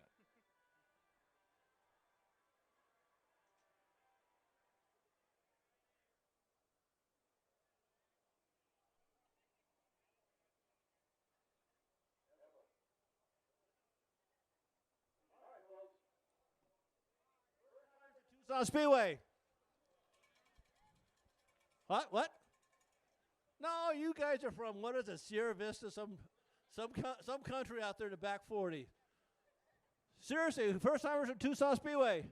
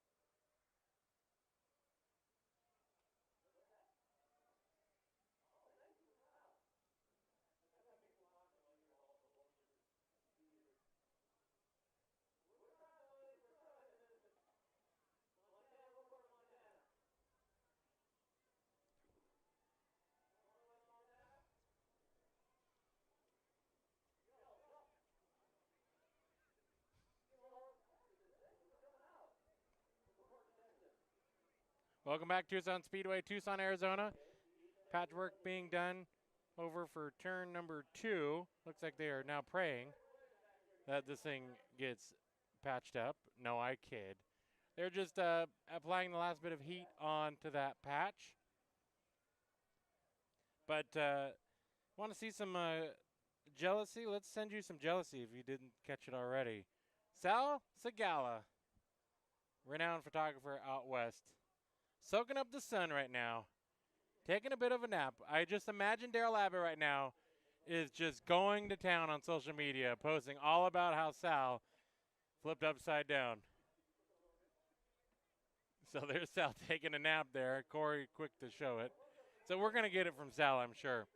So hashtag sleeping Sal on social media. D'Lo is extremely jealous because he hasn't seen any sunlight in a long time, so he can't even get tan if he wanted.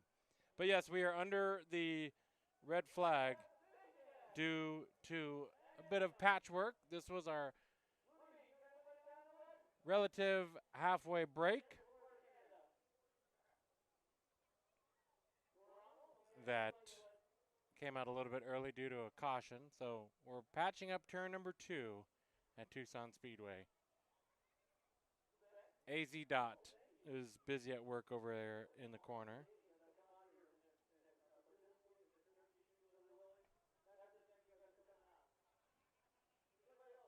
Been a good race. We had a few text messages. Kevin Peters tuned in. Longtime media stat guy out here on the west. Recently saw him out at Tri-City Raceway for the Fall Classic, part of the Northwest Super Late Model Series. Got to hang out with him in the grandstands for a bit, and he said, nice job of filling. Got to be a tough job to do under a long red. I mean, that's the only thing we can do.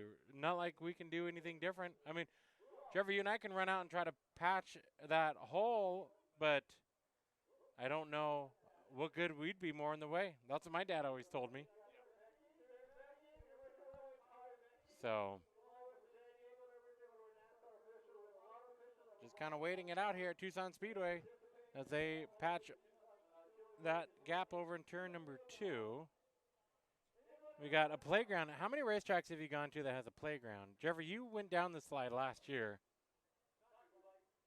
That's some hang time there on the swings. That thing's going to go almost all the way around. Yeah. That was a pretty tricky slide, I feel like. I went down the slide. It was about so I was actually most nervous about the middle bump.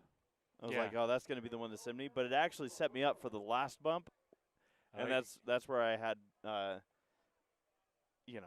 we're at that age where if you walk funny, you're going to feel it for the next couple of weeks. Yeah. I still feel that bump. Do you really? Oh, yeah. So you quite literally bottomed out. I did. I wonder how the hashtag Sleeping Sal is doing right now. Yeah. You want to go on the swing? I'm okay. I don't know if I'll make it past the first 3, or it might only be a 3-foot slide, but. So it looks like we are getting this patched up. Crank out the quick read. I think that's what they did. Well, hey, if you had a lot of work to do to your car, you got more than 10 minutes, right? That's true.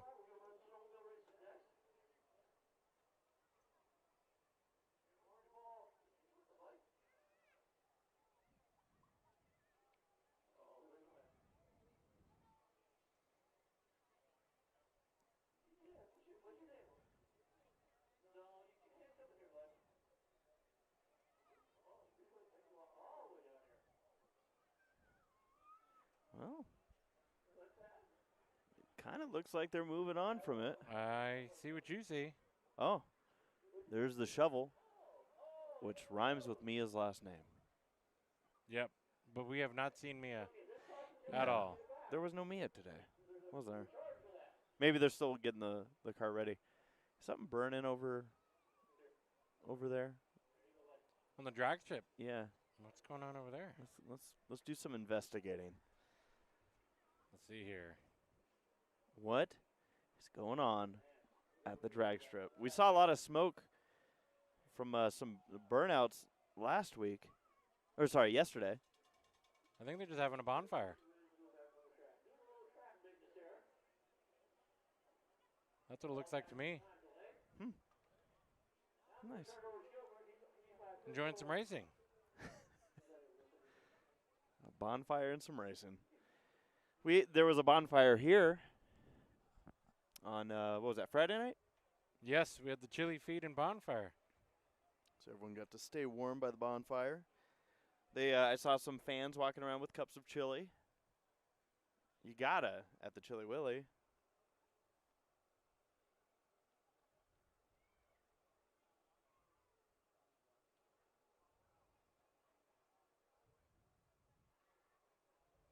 All right, so I think what we'll do is it looks like they are slowly. Arthur's kind of walking through the pits right now. I wonder what Arthur's got going on there, Jeffrey. Is he looking at the 3K of Bonnie? Yeah, you know what? Let's take a little peek here at the Ken Bonnie machine. The number 3, that car's had some extracurricular action here throughout the day. Little side swiping and body work that's kept the team busy. Let's hear the update. In the year of 2026, and of course we always kick it off with our. Oh, they're talking about the schedule, which is good to listen to too. Yeah, I'm going to listen to it. Luxury of having the Cars Tour event here yesterday, which is unbelievable. Going to start things off with the February 28th will be the seasoner opener. Including Thunder Trucks Modified, and then you can go with the O'Reilly Pot of Gold event on March 14th. That'll be a super late model double event, 50 laps each, along with pro stocks. And then we have our Easter egg bowling, and that'll come up on the April 4th race. ARCO will be coming to Tucson, the West Series on the 11th of April. And by the way, in the background, you can hear the Super Late models are getting all fired up after getting tires and fuel. A little bit of a lengthy pit stop, getting things corrected in the backfield there for a great finish to our 150 lap today. Mother's Day, Cinco de Mayo almost race, we call it, will be May 2nd, followed by Armed Forces Night on May 16th. Secondhand Smoke will be the feature of the 30th of May race, including modified Thunder trucks. And then we got the Freaky Full Moon on the 13th of June. Kind of get the drift. It's like every 2 weeks here at Tucson Speedway. Silver Dollar comes up on the 27th of June. Independence Day will be the 4th of July on the 4th of July with one of the best fireworks show in the area. Roasted Rattler is on the 18th of July, followed by First Responder Night, Backing the Blue on August 1st. Turn and Burn is on August 15th, followed by Smokin' Hot on August 29th. Moving into the final points of the year on September 5th with the 2026 Birthday Bash. On the 19th of September, the NASCAR points end, and that'll be the Roadrunner Night. And then we're going to kick the tires and light the fires on October 3rd. And then we are going to have the running of the 60th annual Hank Arnold Memorial Night on the 17th of October. And then we finish up with the grand finale on the 31st of October and trunk or treat on both of those nights as well. Turkey Shoot will be the weekend of November 27th. And then next year's Chili Willy will be around the 14th of July, 2026. Time to get ready for the second half of the 13th annual 150 lap Chili Willy. Here they come out. Get ready for racing. We're ready. We got race cars. That was Woody. That sure was. Now, they're still patching turn number 2, so I think they're going to bring the cars on the track just so, honestly, they can get them out of the pits. Because we've got a few sticky fingers in there, one being Ken Bonney in the number 3K. That team looked at the car and thought, you know what, we're going to take the penalty for working outside of the time limit and go to the back. So they were working on the 3K. That's what we saw from Arthur there in the pits. And he'll have to restart at the tail of the field because of the unapproved adjustments outside of the work area time limit.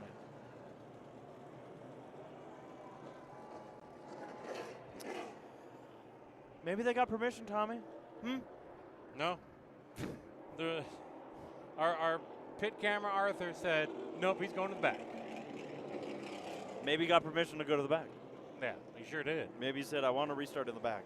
Now, again, Jeffrey, you and I saw him do not the repairs, but start in the back of the Turkey Shoot here in November. So he's not a stranger to having to pass cars.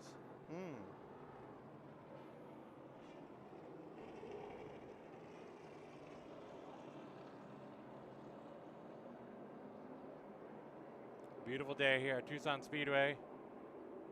Arthur's making a battery change. You had to do a battery change over there in turn 3. I did. I'd say it went pretty smooth. Nothing to complain about on my end.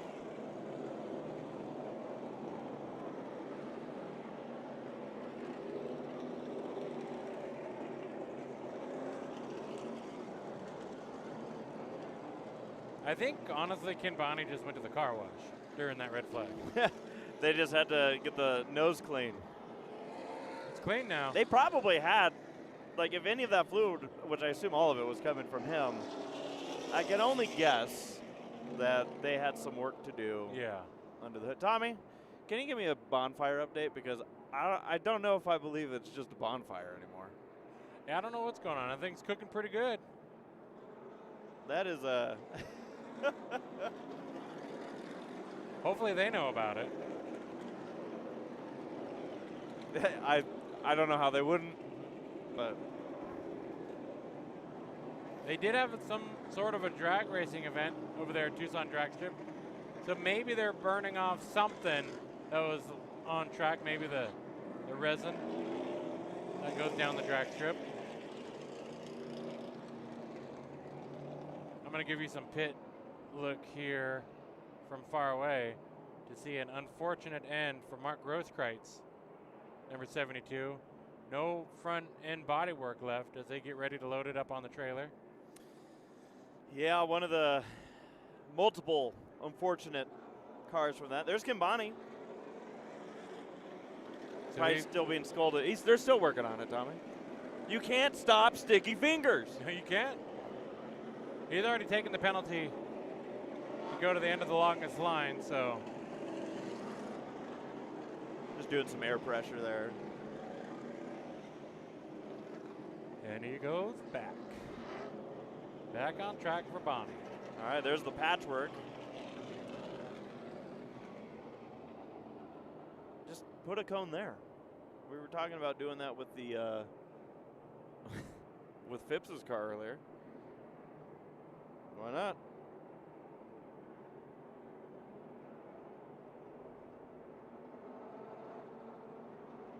I'm going to have to look up Darrell Abbott right now on social media, see if he did. Yep, there it is. Sleeping Sal. Good job, Darrell. Destined for destruction right there.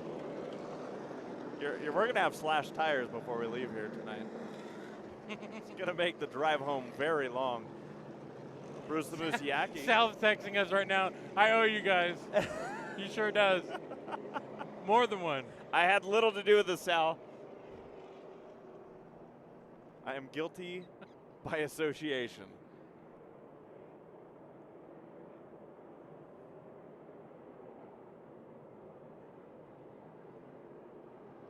Sal's the gala, man. Talk about a photographer that's been there and done that. From the East Coast to the West Coast.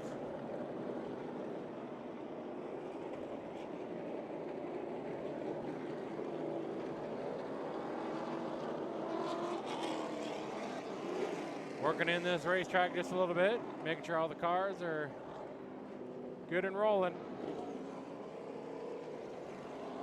As the sun sets, the shadows get longer.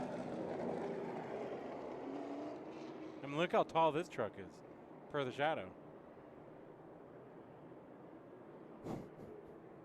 That's a very tall truck.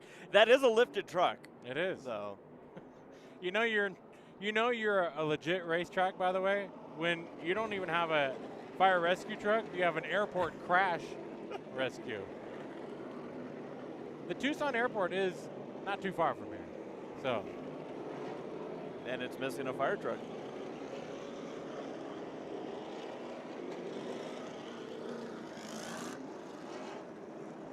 Sal said his phone's going nuts right now.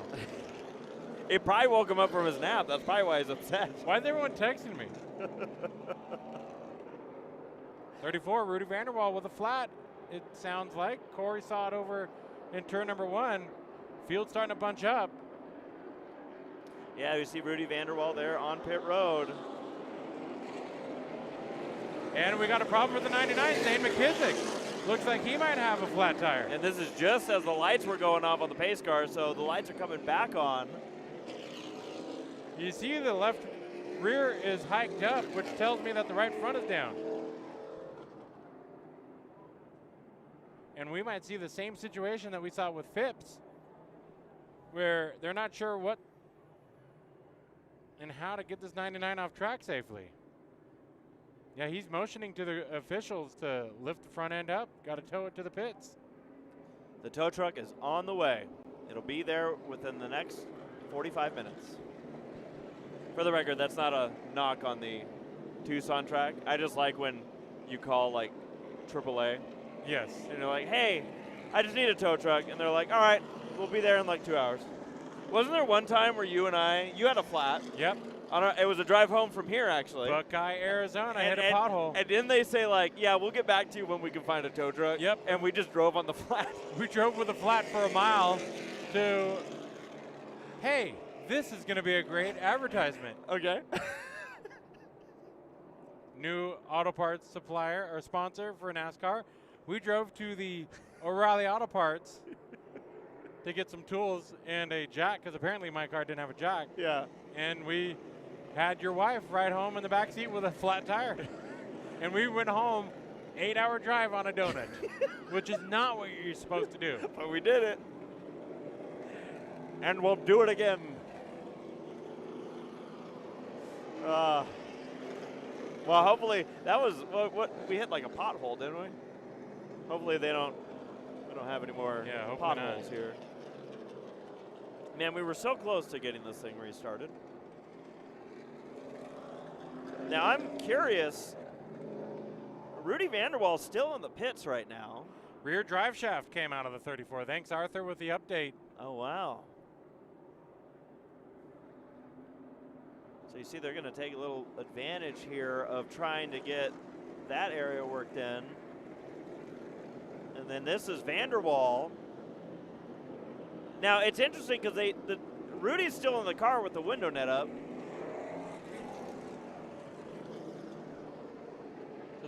I feel like if the drive shaft came out, you would probably be like, that might be it. Yeah, we don't know. I mean, So I'm either that or tire or conflicting reports. Maybe it was the front drive shaft for the 4-wheel drive 34. You got me. I did a head turn on that one. Like, wait. I think we have worse issues, Jeffrey. Look at the 99 right now. Huh. Is that the sway bar that's fallen out of it? You see the bars hanging down from the bottom. That would be another thing that would cause that car to be sitting funny. So the tires might be up on that car. But you're right. Oh, there goes the spring. It's all bad. And it's not to do with anything that the officials have done. It's literally how they rescued the 99. It is falling apart. And the bottom drops out. Hey, look at this. It's hard to tell through the fence, but you can see the front suspension has literally come undone. And those tires look up, so. Well, so much for the pothole story. Corey getting a shot at this one as well. As the car comes on by. And Rudy's back on track, so we're not quite sure what the development is. Brett Yackey pulling his car off the track here. If we don't throw the green, soon we're not going to have any cars left. Yeah. All right, we got our pit shot here. Brett Yackey going to work. They're going to the left rear, and they are lifting up the rear of this car.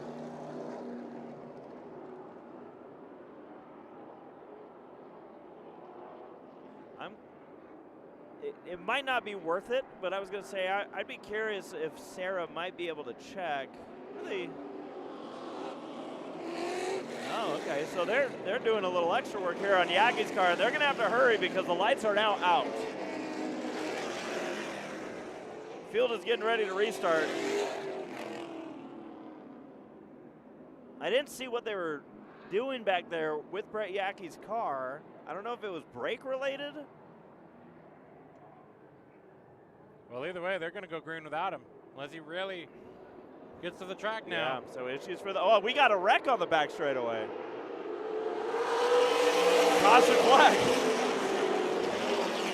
I don't know what happened here, but stack up out the Smith and Garber. I'm telling you, you got to get the if we don't actually complete a lap, we're never going to complete another lap again. Well, I think we're gonna see if Sarah can find she's already on the case right now. What in the world is going on? I think the 93 might have an issue. Before or after?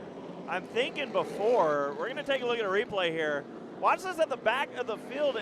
It looks like the 93 just drives across the nose of poor David Smith. Like something hung up in the steering possibly? He just turns right. Weird. And then he didn't just drive away from it. Garber did drive his car. Actually, Garber hasn't even pulled off the track. Smith's here in pit road. So they're going out that you see.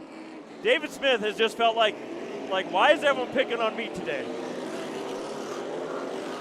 And for Smith, they're going to want to send that 05 back out on track because once again the lights are off. here at Tucson Speedway. It's not even a matter of who's going to win, it's can we restart the 2026 O'Reilly Chevrolet 13th Annual Chili Willy 150. I think we got it now, Tommy. Here we go.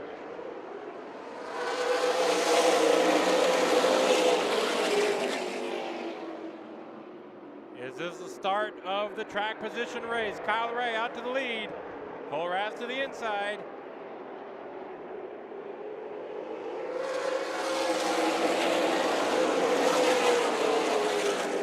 Wide, turns number 1 and 2. Ethan Ebert down low. There you see the 08 of Jace Hansen. Carlson in the 14.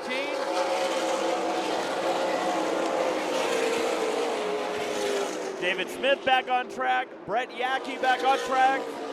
More 4-wide action taking place further back in the pack.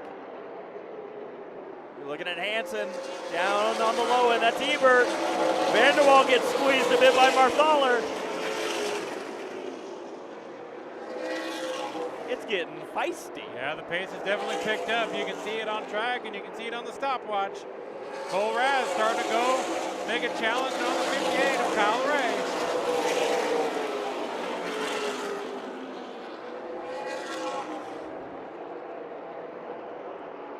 You may notice a few pockets in the timing and scoring right now. Hopefully that gets resolved. It is on the scoring side. It will help to fill in those gaps. These are 3 wide down the back straightaway. That's Gasser on the inside, Klein in the middle. Klein trying to claw back in that spin that he had right before the yellow. Him and Marthaler getting together. Klein went for the spin, and now he's got to work his way forward. And battle for the lead.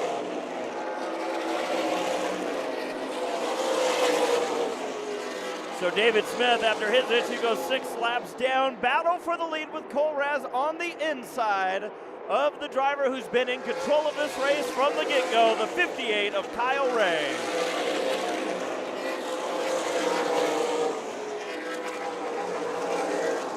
And one more update, Brett Yackey is 2 laps down. He's going to be hoping for a couple of yellows. Kyle Ray looking to hold off Cole Raz. And on that note for Brett Yackey, he's going to want them quick before other cars start going a lap down. Raz is all over that rear bumper.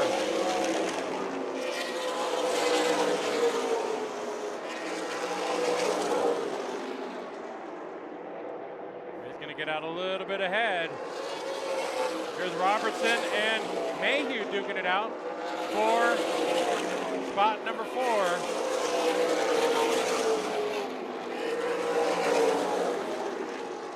Top 5 on screen.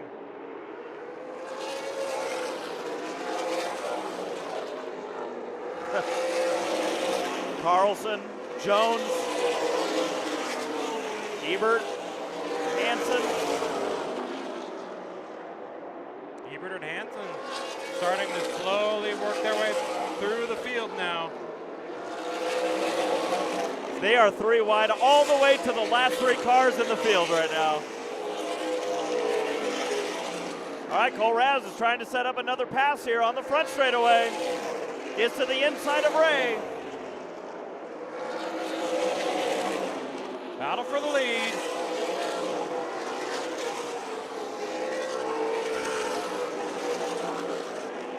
Oh, Ray starting to get sideways. You got 2 tires, but you still have 2, the ones you raced those first 75 on. How are those holding up for how hard Ray was pushing compared to the rest of the field?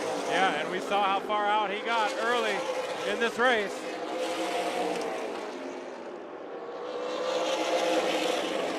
Little contact a ways ahead of your leader. Garber gave a nudge to Philpott in the 52. But you're right, the leaders are closing in on the 3 wide. And this is not what Brett Yackey's going to want. He's driving through the field right now, but at 2 laps down, if other cars start losing laps, it's going to knock him out. Here's Ray, you see in the shadows. Rudy Vanderwall off the pace going into turn number 1.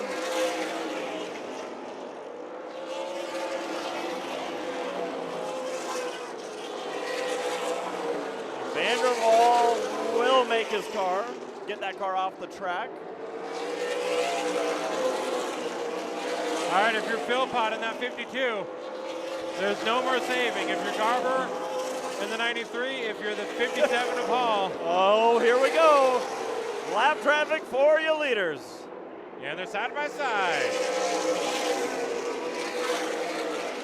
I don't even know if our leaders are saving right now. No. Cole Raz has taken the lead. To the inside of Garber, gets by Hall.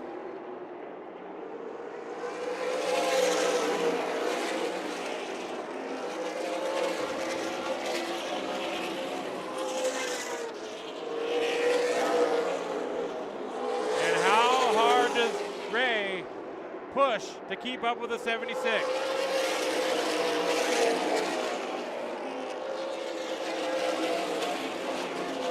Slowly reeling in is 82, Michael Scott. Robertson right there with Scott as well. And just behind them, Taylor Mayhew still hanging in the top 5 with that left front damage. The team went to work on that fender, trying to clean it up.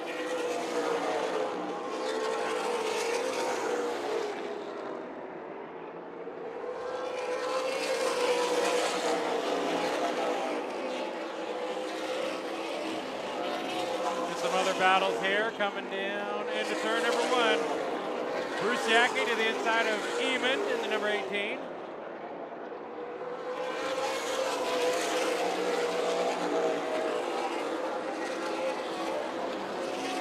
Lights are starting to come on here around Tucson Speedway as this battle goes on for 12th.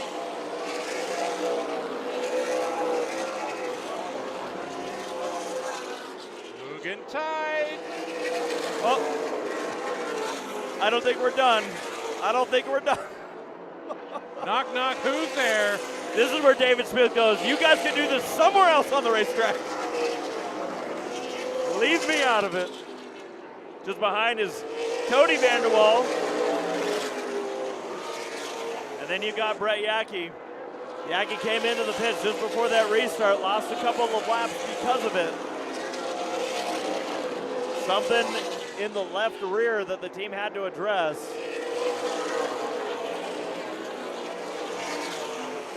You think this group is done? Because here comes Cody Vanderwall to the outside of Bruce Yackey.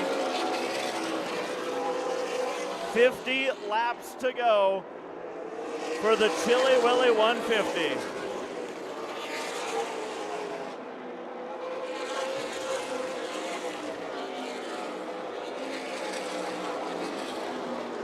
Brett Yackey not really in contention.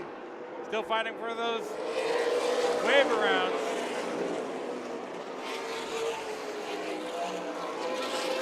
And we have one car that's pulled it into the pit area, and it looks like it was Carlson. So they went under the hood on that car. Carlson was having a strong run up to that point.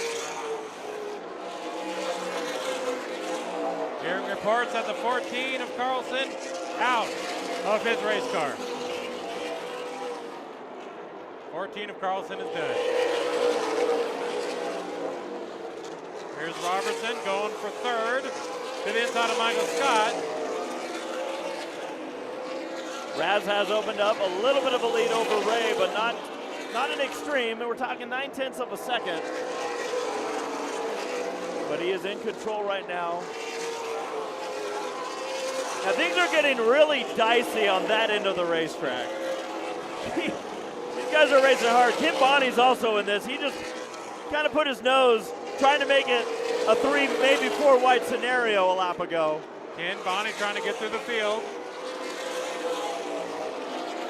Drivers are giving each other less and less room as we get closer to the finish of this race.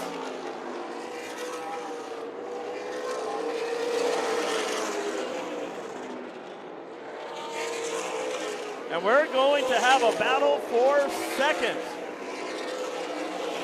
from one 3-wide battle to the next. Oh, Scott got loose, almost got into the 58 of Ray. We talked about Michael Scott. Did he have the card to do it? We didn't know if we saw what we needed to see this weekend, but the question is always, is everybody showing us all of their cards? I want to say that the 82 is on pace with the amount of laps left to go.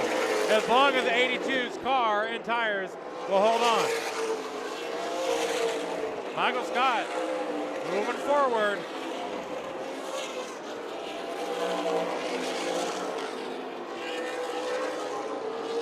As that all continues, the other 3-wide we were talking about is still hot and heavy.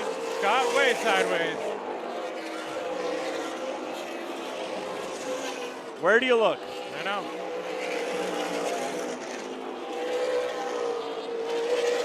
And now the other group that we were just showing is having some contact. I guess it's about time for a yellow because everyone's trying to produce one right now. Here's Bonnie to the inside of Cody Vanderwall through Jackie. Finally getting through the pack. Johnny Borneman in that mix. They're trying to squeeze this 3-wide, but is there room? There was enough that time. But we keep having moments like that where things are getting really, really close.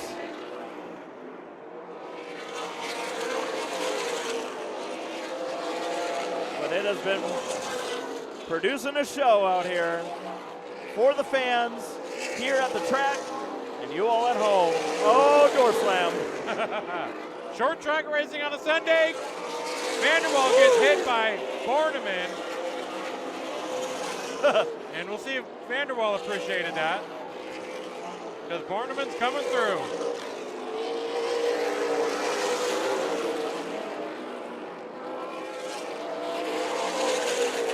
Oh yeah, Johnny be good. Moving through the field.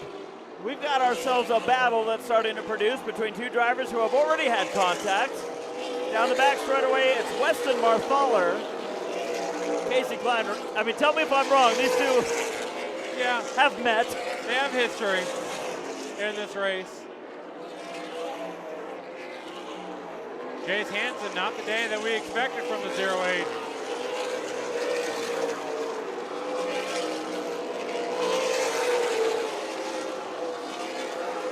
Keeping an eye on the lap times. Cole Raz continues to lead by 1.3 seconds over Darren Robertson.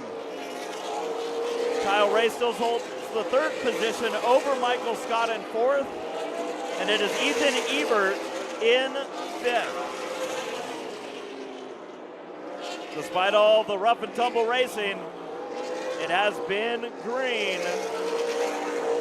As we close in on just 30 laps left in this race with Cole Raz in control and lapping through the field. He is lapped up to the number 24 of Nathan Gasser, putting him one lap down.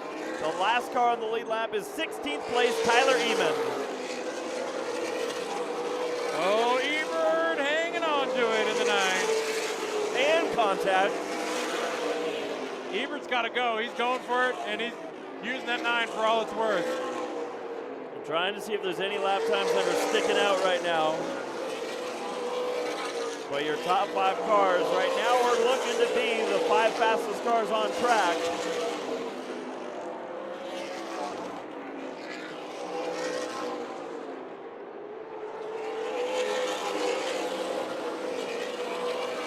Michael Scott might be making a run at Ray again in the 82 and the 80, or 58, I should say.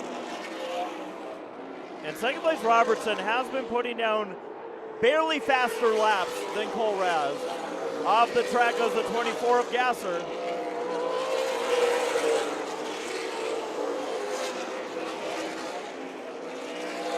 A little dicey there between two cars, not for position.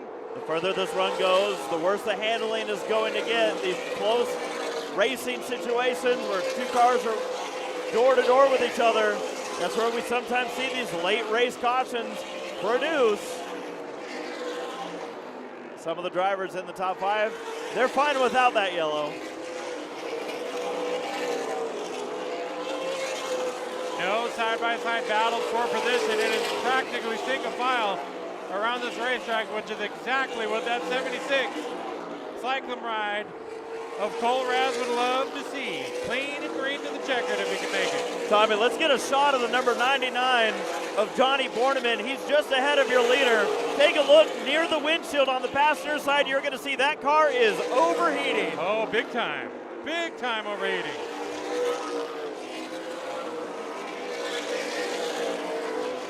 And this is taking place right in front of Cole Raz as this battle goes on. That's 14th and 15th place, the last two cars on the lead lap. I mean, that thing is boiling over.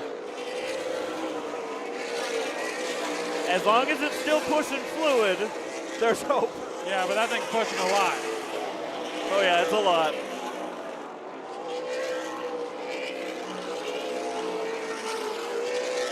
And you know what I don't see anymore? Any more water. I don't see it. Expectedly, the black flag being shown to the 99. I don't think that car's going to make it another 20 laps. So the question's going to be, is he going to get it off track? He's waving off the field. So Borneman will pull it up to get it off track. Did the 93 having an issue? Garber, or is he just letting people by? Yeah, Garber's had a couple moments in the last couple laps. I think we're at that point where people aren't cutting the slower traffic. Any breaks? Ebert's on the run right now, the number 9. Gets by Michael Scott, now battling with Ray in the 58 for the third spot. These drivers right now are just about 3 seconds behind Cole Raz. They would need a yellow if they were going to catch. I'm watching the times between Robertson and Raz, and they are almost even. Raz right now is doing everything he's got to do to maintain that lead and not let Robertson get to him. Here's Cole Raz going into 3. Behind him, like you mentioned, Robertson in the 11.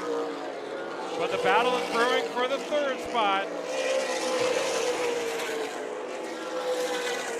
Behind them, a battle for 6th place. Dylan Jones and Casey Klein are going at it with Weston Marthaler just behind. Klein diving to that inside.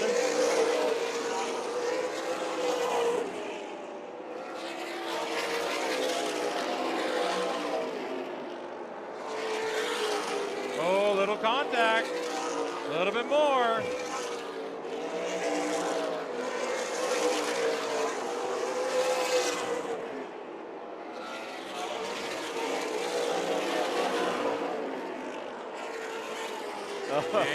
and clear. That Klein's going to run out of laps, and he might get a bumper from Jones. Not done yet. Nope. All right, battle here is for third. Ethan Ebert to the inside. And they're going to have the lap car of Smith. So they're going to have to work by Ray. Pushed the pace early. Still has been able to maintain up there, but Ebert's trying to take away the top 3 spot.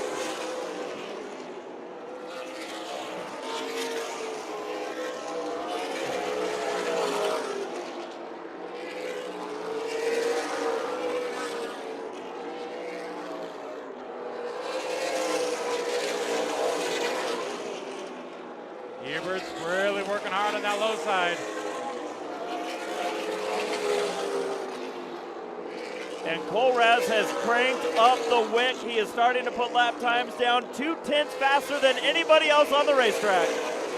You saw there the 9 through the windshield. Ethan Ebert is swatting flies inside the 9. Chasing that car for all it's worth. Ray's going to keep that momentum and stay ahead. Cole Raz on the opposite end of this track with that third place battle as he goes into turn 3 now. And through the windshield of that 76, he looks like he's just driving one-handed. I actually think Cole Raz is now turning it down a little bit. He got to Vanderwall and just hasn't really made a move. That time by, he was a 10th slower than Robertson. We'll see as they cross the line this time. Another half a tenth. You think he's baiting Robertson, or he just is confident? I think he's got the gap he needs right now. It's going to be 6 laps to go at the line, and I think if Raz needs to push it through any more lap traffic, he will. Yep. But for now, just mind the gap.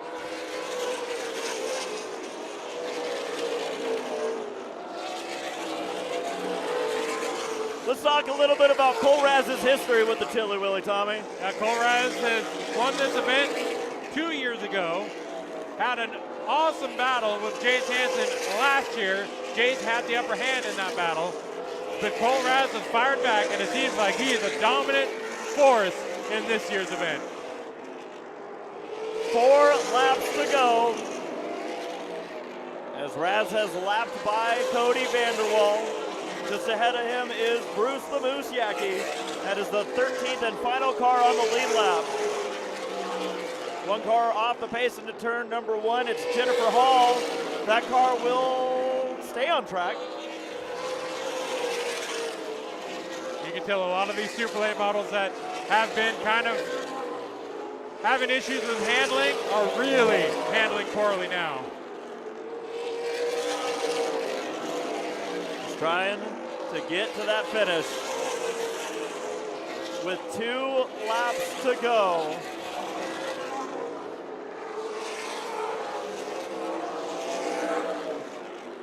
The white flag is in the air for the 76. Cole Raz was one of those willing to manage the equipment early on in the race and was not afraid to let it go earlier than anyone else. The 76 of Cole Raz comes out at turn number 4. The winner once again of the O'Reilly Chevrolet Chili Willy 150. And the rest of the field streaks on by. 2-time winner of the Chili Willy. He's just going to keep going. Just making sure. There's no reason to stop. He's probably got another 150 in there. Cole Raz, track champion here in the past from Oregon. Tucson Speedway is practically his second home. And puts it in victory lane again.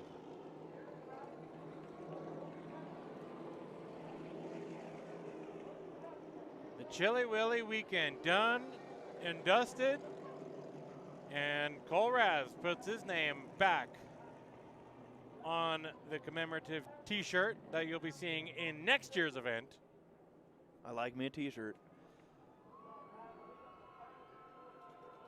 And he's going to do himself the usual Polish victory lap in honor of Alan Kwiecki, part of the Kwiecki driver development.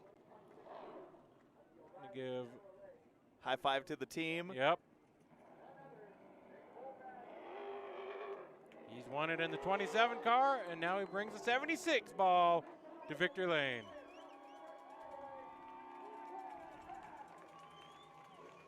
Getting his checkered flag here. Arthur's right in that window.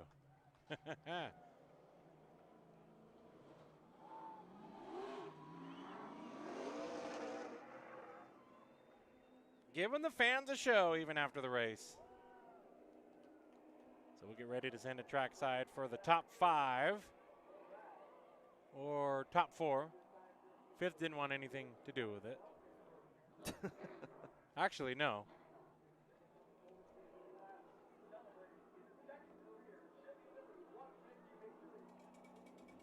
We'll just have our top 4 down there. I think we're missing Casey Klein. I think so. Or Casey's transponders just overachieving.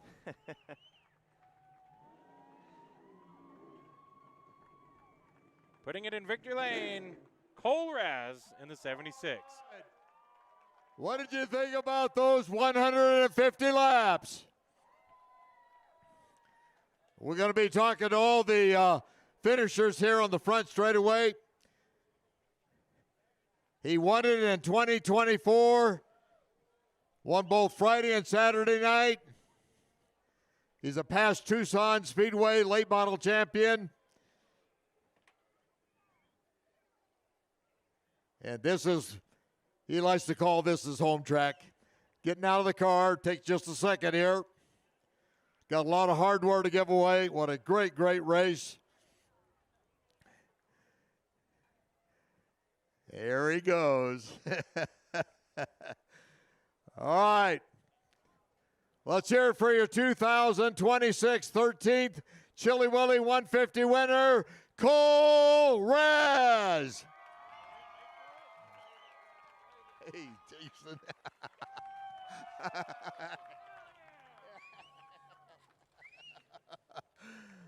Oh. Get some big hugs from his family and his crew members and everybody. We'll get him over here in just a moment here, so. Hugging everybody over there. Well, Cole, dominant weekend. Friday, Saturday, and the big one here today. A lot of strategy again, but, man, the car was hooked up. Great competition behind you. Congratulations. Man, that's pretty damn cool. This place means so much to me, and to be able to go get a second Chili Willy just is a huge honor. And this Port City race car was so damn hooked up, and I feel like any team or driver watching on Flow, it's time to get on it. The Phase 2 movement's here, so really proud of all my guys. They worked hard these last 4 days and a quick turnaround from the Snowball Derby, and it's good to start the year off this strong. But this 76 Cycle Next Gen Travel Center Ford was probably the best car I've ever had. Awesome. Well, it was a great race, and celebrate with your crew. Congratulations on your big win, Cole. Thank you. I also want to give a shout-out. Jeff Jefferson's birthday was yesterday, so that's pretty cool. And I got Tim Sweet with Batch Your Own Group, a lot of friends and family, so we're going to go party this one up. All right, let's hear it for Colton Ray. Moving over here to our second-place finisher. In the number 11 car. Oh, there you are. Well, welcome to Tucson Speedway. Another great run, and what do you think? Man, we just needed a caution or about 20 or 30 more laps. The thing was really good after that halfway break, and we were slowly catching him, but not fast enough. Just got to thank everybody that helped me get here. Raw Racing, Olmsted Consulting, James Hill Real Estate, Strasburg Performance, Swift Springs, Buckeye Welding, everybody that helps me out. This is super low budget deal here, so to run good here is I'm proud of everybody. Well, I have to tell you, with all of the amount of, we had started 35, but there towards the end, we're still running 22 to 24, so lap traffic played a big part in there, just trying to catch Cole. Yeah, for sure. I'd catch lap cars, and they would just hold you up enough in the center, and it was a little tight in the center, so it just slowed me down that much more, and he seemed to get through lap traffic just a little bit better maybe. And your name and your town, please. Westminster, Colorado, Darren Robertson. All right, let's hear it for Darren Robinson, your second-place Chili Willy finisher. Who got third, 9 or 58? 9.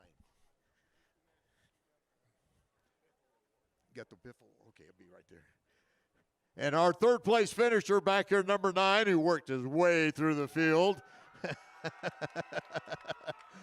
Ethan Hebert, how you doing, young man? Dude, I'm feeling pretty good right now. Feeling pretty good. Well, you ran both a Cars Tour car and here, and this kind of like your hometown, right?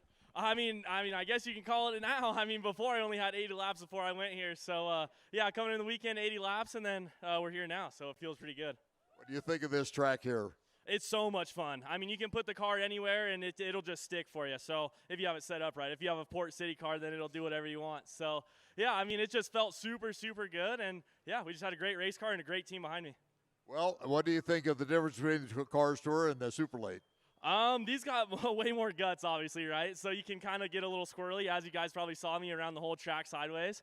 But no, I mean, they're super fun. I mean, they're both equally fun, but we wouldn't even be close to being here without my badass team. I mean, this whole right side of the race car was ripped off in practice, and they didn't blink an eye. They just went right into wrenching, and they did what they do best, and that was work on badass race cars, and that's exactly what we did, and that's the only reason I'm here. Congratulations to Ethan Hebert, third place Chili Willy finisher. And now with great honor, I got to talk with Kyle at the opening. Come on over here, Kyle.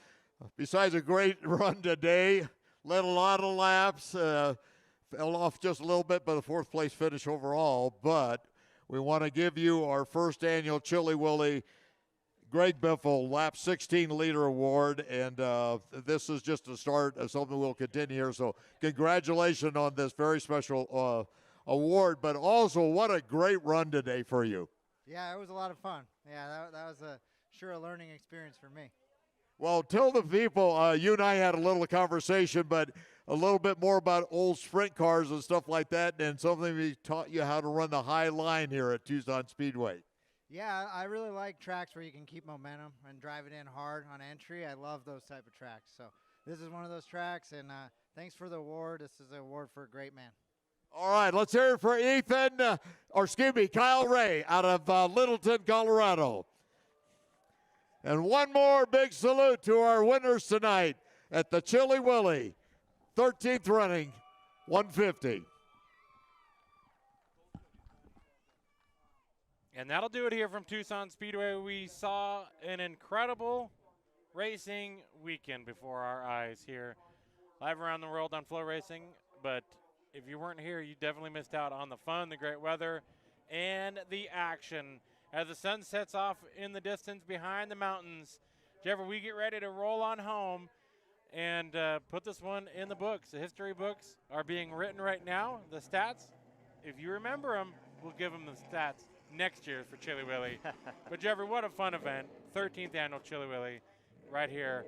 And can't wait for the next one. Yeah, 3 days of action-packed racing. If you can make it out to Tucson Speedway next year, don't miss the opportunity. Always a fun time out here. Plus, you could get yourself some chili.